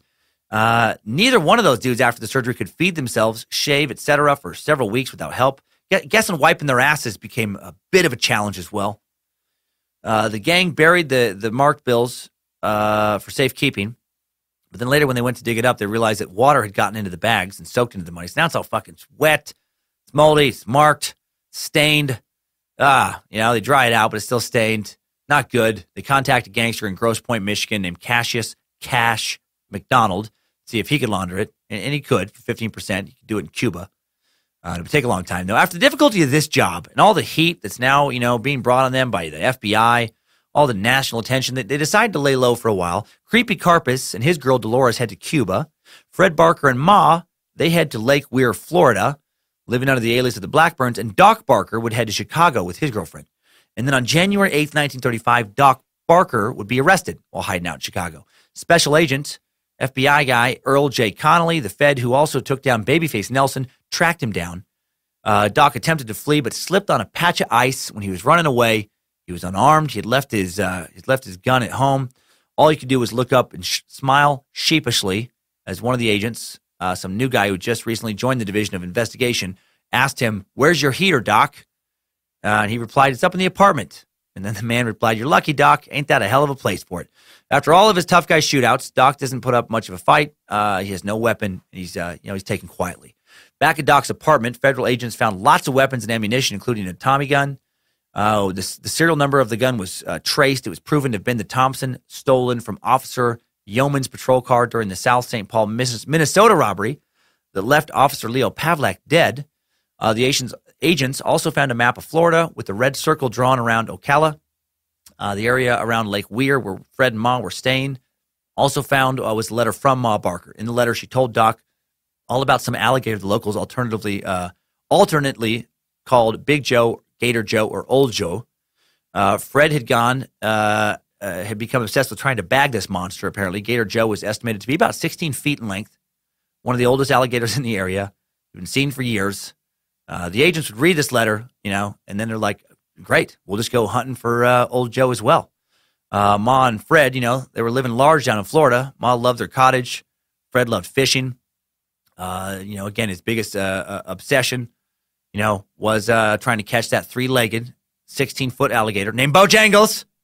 Just like our three-legged, one-eyed hellhound, prophet of Nimrod, praised Bojangles. No, of course, it was Old Joe. Fred would go on frequent fishing trips with some of his neighbors trying to find this three-legged alligator. When they told him about Old Joe, he initially just got so excited, lit up like a Christmas tree, wanted to be the one to bag the beast. And this is how he fished for it. He bought a hog from a local farmer, killed it, then just would drag the hog behind his boat and circle the lake and wait with his Tommy gun. I love how he goes from fishing to dragging a dead hog behind a boat in hopes of attracting an alligator to shoot with a machine gun. That is the most aggressive form of fishing I've ever heard of. What kind of fishing are you doing? You doing some fly fishing? You casting some bobbers off the dock? Doing some trolling? Tommy gunning. Doing some Tommy gunning, actually. Not familiar with that technique. What kind of bait do you use when you're Tommy gunning? Night crawlers? Grasshoppers? Spinners? No, I use a hog. Use a big old hog. I just drag it around in circles and wait to shoot the alligator. Wait to light it up with a machine gun. That's insane. January 16th, 1935, 5:30 a.m., 14 federal agents surround this cottage in Florida, thinking the people in the house intended to come out and surrender. Connolly stated for Fred to come out first, but Fred's not going to come out. The Barkers, man, they're not going to go out quietly. Not when they got some guns in the house. Instead of coming out, Connolly gets shot out with the Tommy gun that appears from the upstairs southwest bedroom window. Fred first fires about 50 rounds at Connolly, takes cover behind a tree. Agent White returns fire. Fred then rushes downstairs, fires from the front door with the rifle. White, armed with a .351 Winchester semi-automatic rifle, returns fire. Connolly fires into the house with a .30-06 Springfield rifle. Machine gun fire rains back down from the window, sporadically from different windows throughout upstairs. And the battle raged for a little over 3 hours, with Fred firing sporadically as if to conserve ammunition. The agents concentrate the majority of their fire towards the upstairs southwest bedroom, where most of the shots have been coming from. Finally, about 11:30, the firing ceases. After a considerable amount of time elapses, Connolly asks the cottage's caretaker, a gentleman named Willie Woodbury, to attempt to gain entry and see what the situation was inside. He'd been hired by Ma and stayed in a small outbuilding on the property. He didn't like the idea. Yeah, I bet not. But he joked that if they gave him $20, he'd go check on him. Poor bastard. They give him $20, and he does. He risks being lit up with a Tommy gun, for $20. Seems like a shitty way to make that money. But he does it, and he finds both Ma and Fred in the upstairs bedroom dead. He sees Ma first. She was lying dead on the floor in the fetal position, barefooted. Her left side just inside the door with her back against the closet door. Her hands were under her face. She had caught 3 bullets in the chest. One had gone straight through her heart, killing her basically instantly. Fred was lying dead, face down in the middle of the room at the foot of one of the 2 beds in the room, his body riddled with numerous bullets. Many people appalled when the story breaks that the feds had shot an unarmed woman. Not that they know for sure that she was unarmed. I mean, I guess she could have been firing from in there, but it's assumed that she was unarmed, and people are not happy. And this is where that narrative of Ma Barker being the ringleader starts. Hoover, he has the FBI push this narrative to the press, and a lot of people think he did so to get the public, again, back on the FBI side in this investigation, in this, in these deaths. If people thought she was an unarmed woman, just overly loyal to her criminal sons, it looks bad for the FBI to shoot her up. However, If they can frame her as the criminal mastermind for the entire cop-killing, bank-robbing, human shield using, kidnapping run, her shooting seems more than justified. In his later, autobiography, Alvin Creepy Karpis would write, the idea that Ma was the brains behind our 5 years of holdups and crimes is strongly entrenched in North America. In books, kids' comics, detective fiction, movies, and for that matter, in every other entertainment outlet, Ma has been described as a genius of crime for so long that nobody will ever believe what she was to us. A simple woman and the mother of Freddie and Doc. Ma was always somebody in our lives. She was somebody we looked after and took with us when we moved from city to city, hideout to hideout. Her participation in our careers was limited to one function. Whether she was aware of it or not, Ma made a nearly foolproof cover for Freddie and me and Doc. When we traveled together, we moved as a mother and 3 sons. What could look more innocent? Harvey Bailey, another gangster-era bank robber who'd met Ma numerous times, stated that the old woman couldn't plan breakfast. When we'd sit down to plan a bank job, she'd go in the other room and listen to Amos and Andy, or hillbilly music on the radio. After Fred and Ma's death, George Barker, who never finalized his divorce with Artie, sued the government for the estate of his estranged wife and kids and received $1,200, roughly $20,000 today. In the cottage, the feds found quite a little stash of weapons. She may not have been a mastermind, but Ma sure as shit knew what her boys were all about. Didn't seem to condemn their lifestyle one bit. Based on her own childhood fascination with Jesse James and his gang, she knew damn well who they were. And she knew what she added to their organization. She may not have been the leader, but she was a de facto member of the Barker Karpis gang for sure. In the cottage, law enforcement found 2 1921 Tommy guns with serial numbers filed off, a fully loaded 50 cartridge drum for the Tommy gun. They found another empty 50 cartridge drum, a 100 cartridge drum, still with 70 bullets in it. They found a stock for another Tommy gun, a Colt 45 pistol, damaged by a bullet hitting the handle. They found another undamaged Colt 45 automatic pistol, 9 separate 45 automatic pistol clips, 1 380 automatic Colt pistol, 5 380 automatic pistol clips, 1 Browning 12-gauge automatic shotgun, 1 Remington 12-gauge pump shotgun, a Winchester 33 caliber lever action rifle missing its serial number. Quite the cash for one man and his innocent old mama. January 20th, 1935, Alvin Karpis is now the only core member of the Barker Karpis gang who is still both alive and free.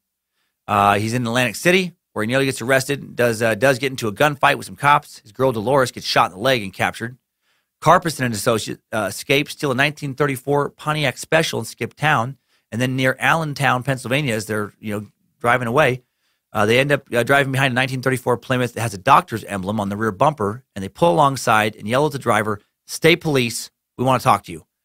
When the driver pulls over, Karpis' associate quickly jumps in, commandeers the car, makes the driver move over into the passenger seat, follows behind, and then Karpis follows behind this Pontiac until they come to the side of the road.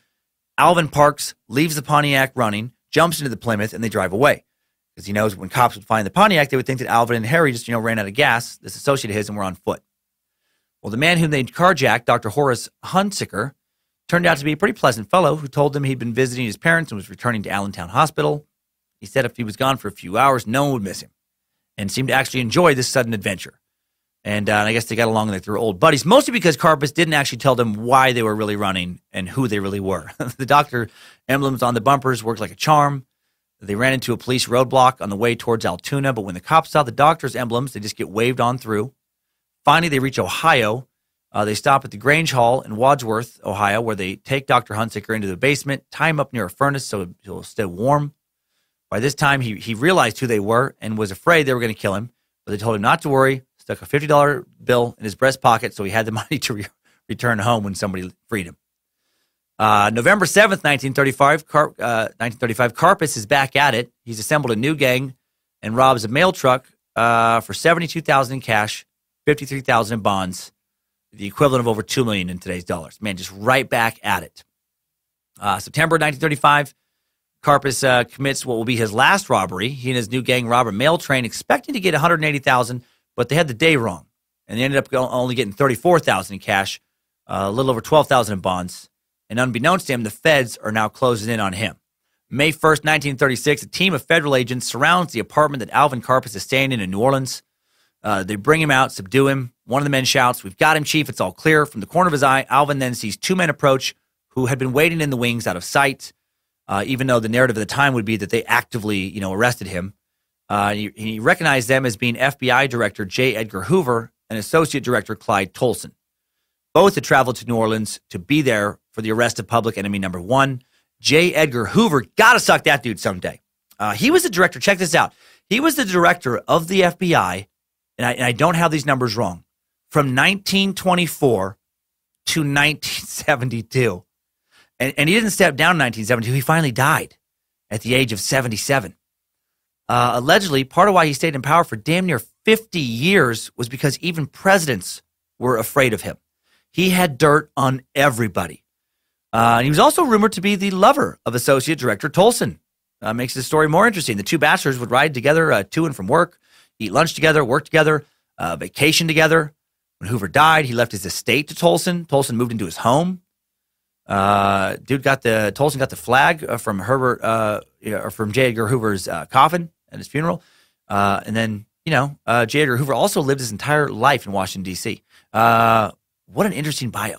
Anyway, as for Karpis, he'd spend the next 26 years in prison. From August 1936 to April 1962, he'd be incarcerated in the newly constructed Alcatraz, a place I toured once when visiting San Francisco. He joined the other remaining living member of the Barker Karpis gang, Arthur Doc Baker, who was already in prison there, right, serving a life sentence for the kidnapping of Edward Bremer. He served the longest sentence out of any Alcatraz prisoner yet. And as I said before, he met a young man, Charles Manson, in Alcatraz, who was briefly in prison there for the Manson family murders. Teaches him how to play guitar. And then in 1939, Doc Barker tries to escape from Alcatraz. Of course he did, man. The Barker boys, they couldn't just stay there. They just couldn't write out, life sentence. Of course they couldn't. January 13th, 1939, Barker and fellow inmates Dale Stamphill, Henry Young, Rufus McCain, all attempt to escape the Rock. Henry Young would later say of Barker, he was one of America's most dangerous men. I knew, however, that he was determined and ruthless, and that once he started on anything, nothing could stop him but death. I couldn't think of anyone else I'd rather have with me on a break from Alcatraz. And this is pretty intense, man. The four dudes, they've been placed in the segregation unit for being troublesome prisoners. Parker and his associates in the segregation unit would saw through 4 sets of prison bars, concealing the daily damage they did for prison inspections with some makeshift putty they came up with. When they finally broke out, they climb over some high walls. Under the cover of foggy night, they make it down to the beach at the edge of the island. They split up into 2 pairs. Barker and Stamphill try to swim out together towards San Francisco, but were pushed back by the tide. How much would that suck? You actually make it out undetected from your cell in Alcatraz, America's most secure prison, a new prison. You saw your way out of your cell, and then you can't swim to the San Francisco shore, even though you can see it's right there. I've been on Alcatraz. I've been on the island, taking pictures of downtown San Francisco from the island, and it does feel like you could totally make it. But as they said on the tour I was on, the water's deceptively cold. It's usually the 50s degree-wise, and you risk hypothermia swimming out there, and the current is deceptively strong. It can be done. It has been done, but only by very experienced, very proficient swimmers with the proper gear. Doc Barker, he may have been tough as dirt, but he wasn't Michael Phelps in a wetsuit. So then they tried to quickly build a raft from bits of wood laying around the beach, tie the wood together with strips of cloth from their shirts, hoping they could make a little makeshift thing to float on before anyone spots them. But then they do get spotted by a guard in a watchtower when the fog briefly clears. The guard orders them to throw their hands up in the air. Doc, of course, does not, so they open fire on him, and he gets shot in the head. And then he was, recaptured and then dies shortly afterwards from his wounds. And then the other guys are recaptured and sent to solitary confinement. So that's the end of his tale. So now we just got Karpis left. Everybody else is dead by 1969 when Karpis gets released on parole and gets deported to Canada. And he initially has trouble getting a Canadian passport because he doesn't have any goddamn fingerprints. He had all surgically removed back in Reno. He settles finally in Montreal, publishes his memoirs in 1971, and publishes more memoirs in 1980 in Spain, where he had lived since 1973. And then he dies in Spain in 1981 at the age of 72, originally thought to be suicide. Originally thought to be some sleeping pill suicide, or possibly like that he was slip-dosed by somebody killing him. Later ruled to be natural causes. Crazy that he caused all that mayhem, became the FBI's public enemy number 1, and then got to live out his golden years in Spain as a successful author of sorts. And yeah, with the last member of the Barker Karpis gang dead, I guess we're done with today's lengthy Timesuck timeline. Good job, soldier. You made it back. Barely.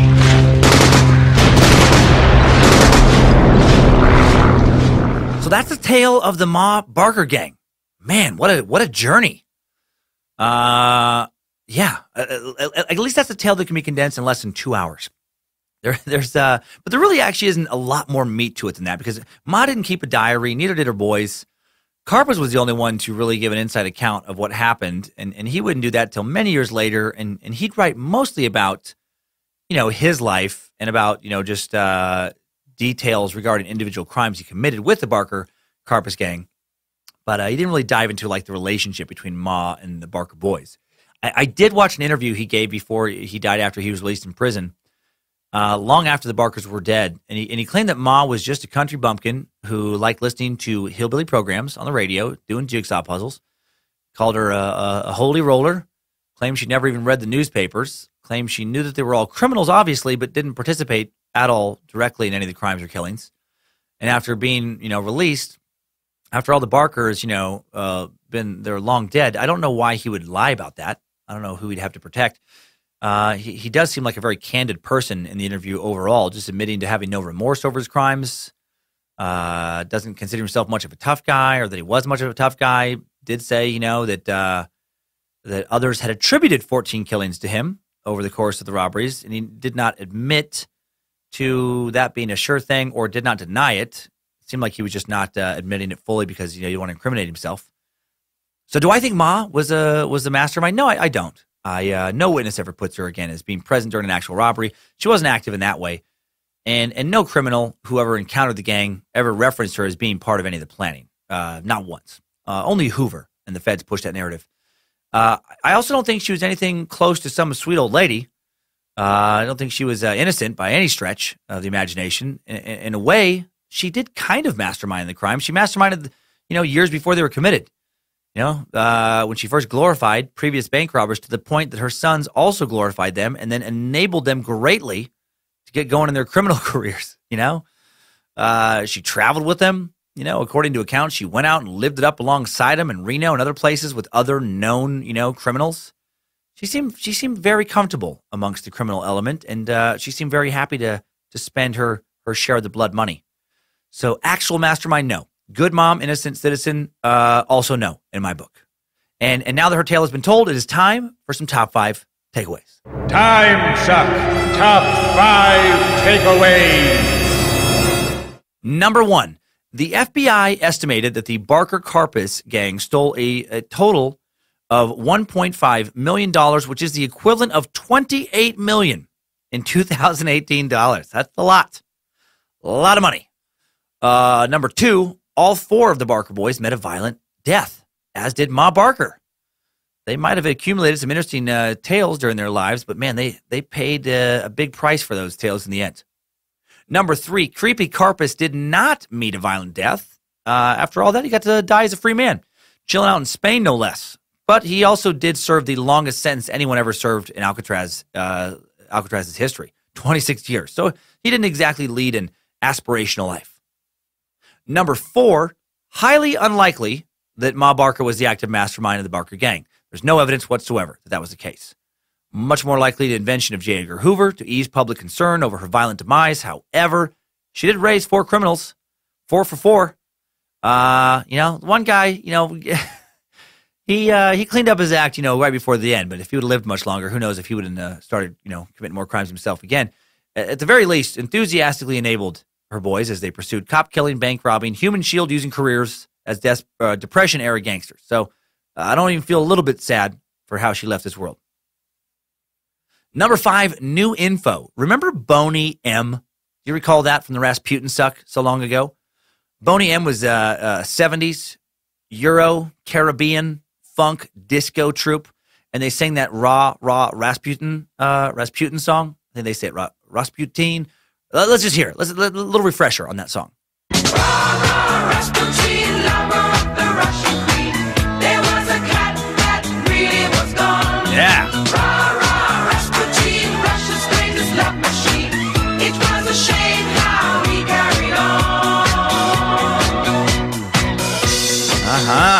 Oh, your head's moving to that for sure. You can't not move when you hear that. Was a huge hit for them, and they had another hit that involves Today's Tale called Ma Baker. I'm not sure why they called her Baker instead of Barker, but the song is clearly about Ma Barker and her boys. It's very, like telling the story of their kind of crimes and exploits.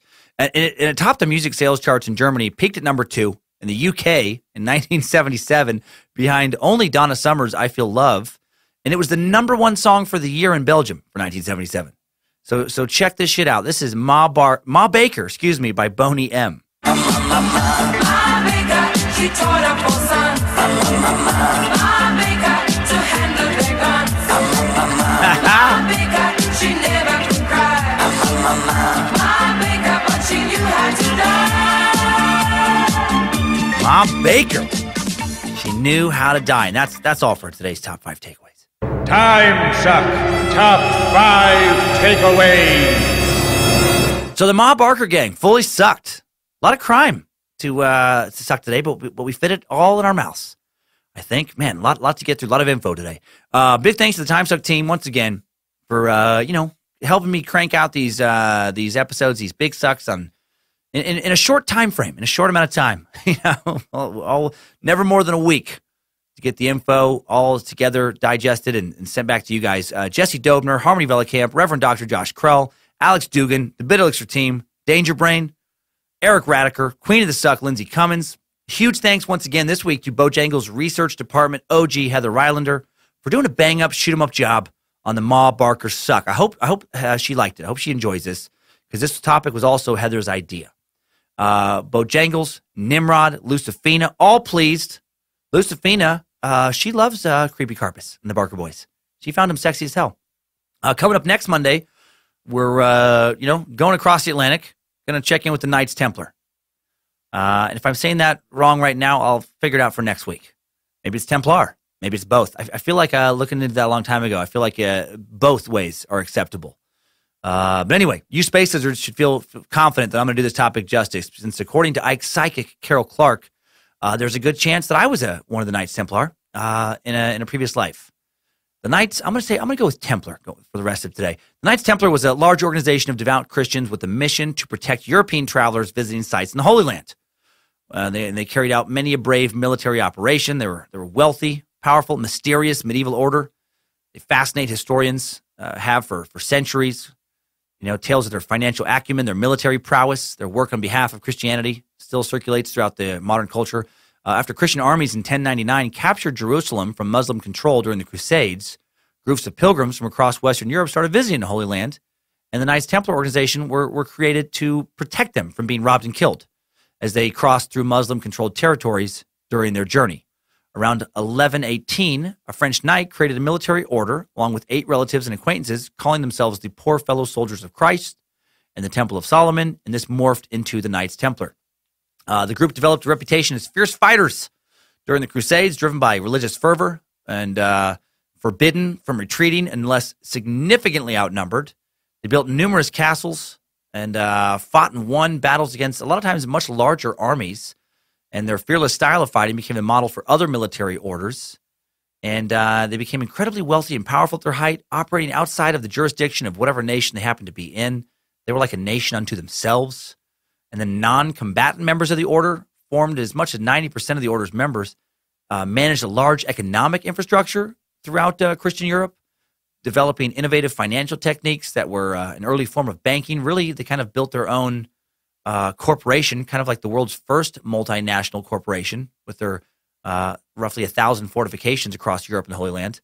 And some people believe they went underground after Pope Clement V dissolved the order in 1312, and that they still exist in some form today. So many mysteries. The idiots of the internet, at the very least, is going to be fucking dynamite.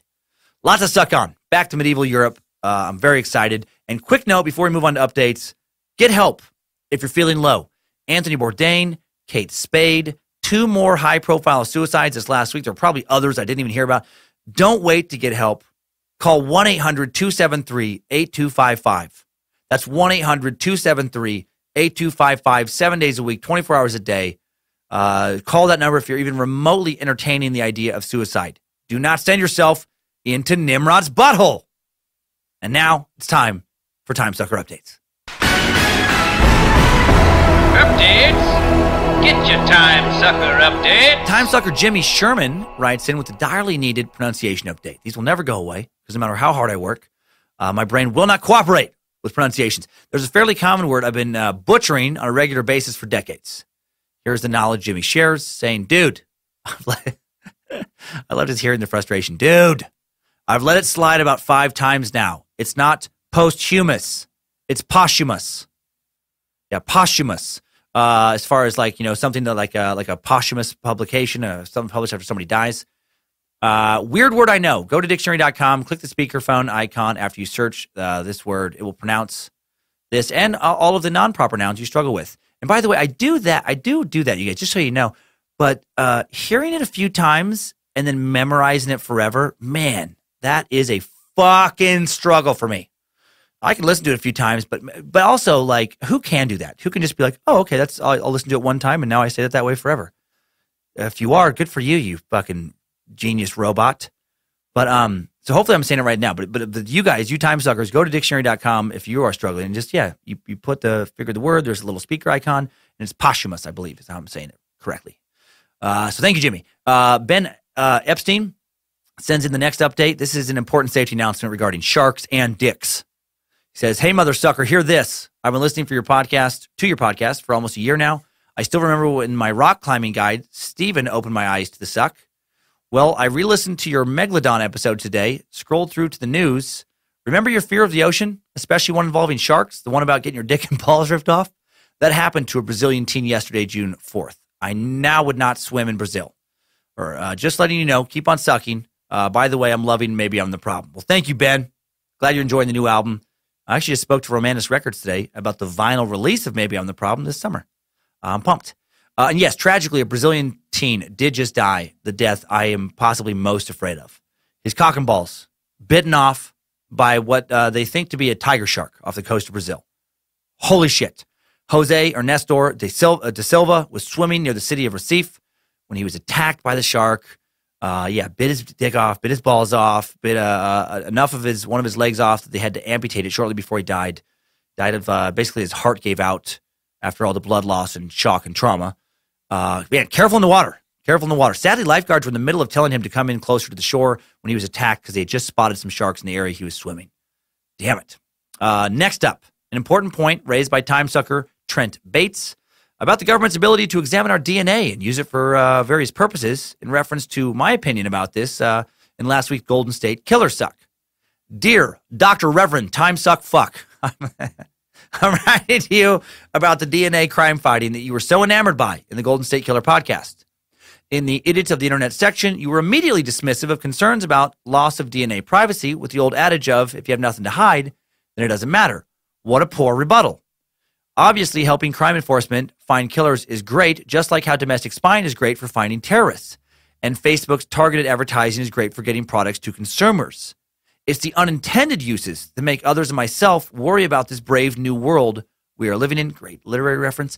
The most immediate fear that I have is that insurance companies may be able to use information that a far-flung family member has added to a random website to find medical faults and charge clients more. Maybe I'm paranoid. Maybe I've read too many dystopian novels. But I'm not as starry-eyed about this technology as you are. Technology doesn't often grow as we think it will.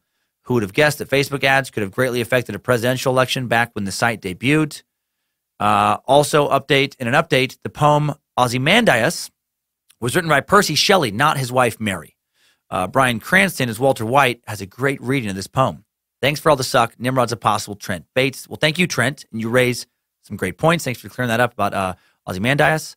While I do like the use of DNA in regards to more accurately catching the correct perpetrators of crimes and catching more of them, yeah, other uses could be terrible for this technology. And new legislation will be needed to protect us, even though it still won't every time. Somebody will use this stuff, unfortunately, for nefarious kind of ends, which you just can't avoid. But I'm in the mind of, I don't want to not create things and not go down new avenues because people might use it in a bad way if it definitely will help things in a good way.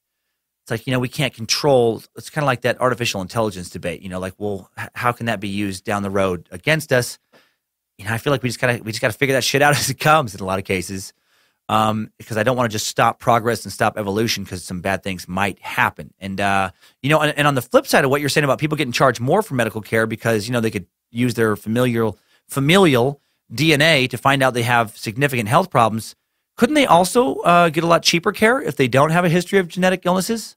I mean, it's tricky, right? Eventually, couldn't genetic screening possibly make things more fair for both company and customer where, it'd need to be regulated to do so, but just like it's not someone's fault that they have a genetic predisposition to something that's going to require a lot of treatment and can be very expensive to treat, it's also not the company's fault. Like, whose burden is that for the care? Doctors need to be paid. Scientists need to be paid for making advances. I feel like that side of the argument doesn't get brought up, where it's like, yeah, that would suck. If you got charged more because they found out through some genetic screening that you were going to have certain disease. But it's not, just like it's not your fault that you have the disease, it's not anyone else's fault either. It's not the insurance company's fault. It's not the medical establishment's fault. I don't know, tricky issue. Not sure how to handle it fairly. The insurance whole fucking world deserves its own suck, or several. But thank you for bringing up that point and making me think, making us all think. Cool Golden State Killer, last one today, comes in from Cameron Hageman. He says, I just remembered that on the Charles Manson episode, you mentioned Corcoran State Prison. It was hilarious how you pronounced it. I bet I pronounced it Corcoran or Corcoran. I don't know. Oh, no, I said Corcoran. Oh, just, and then you say it's pronounced Corcoran. Well, fuck, who would know that, though, the way it's spelled? Corcoran. Okay, so anyway, it's Corcoran. I just got married about a month ago, and my wife's father is a sergeant at Corcoran. The Golden State Killer could very well end up there if he's convicted. Thought that was a cool fact. Anyway, keep sucking. That is cool, Cameron. Thank you. Thanks to all of you for your messages you send in each and every week. Thanks, time suckers. I needed that. We all did. All right, have a great week, everyone. Maybe one of these days I will actually make it through an episode and pronounce every word correctly. You know what? If that happens, I feel like that has to be the last episode of Timesuck. That's when I'm like, all right, I got it now. Thanks, guys. Have a great life. Don't race for the state line. If you rob a bank, it's not going to help you. They can keep pursuing you now. Just don't rob a bank at all, actually. Focus instead on just continuing to keep on sucking.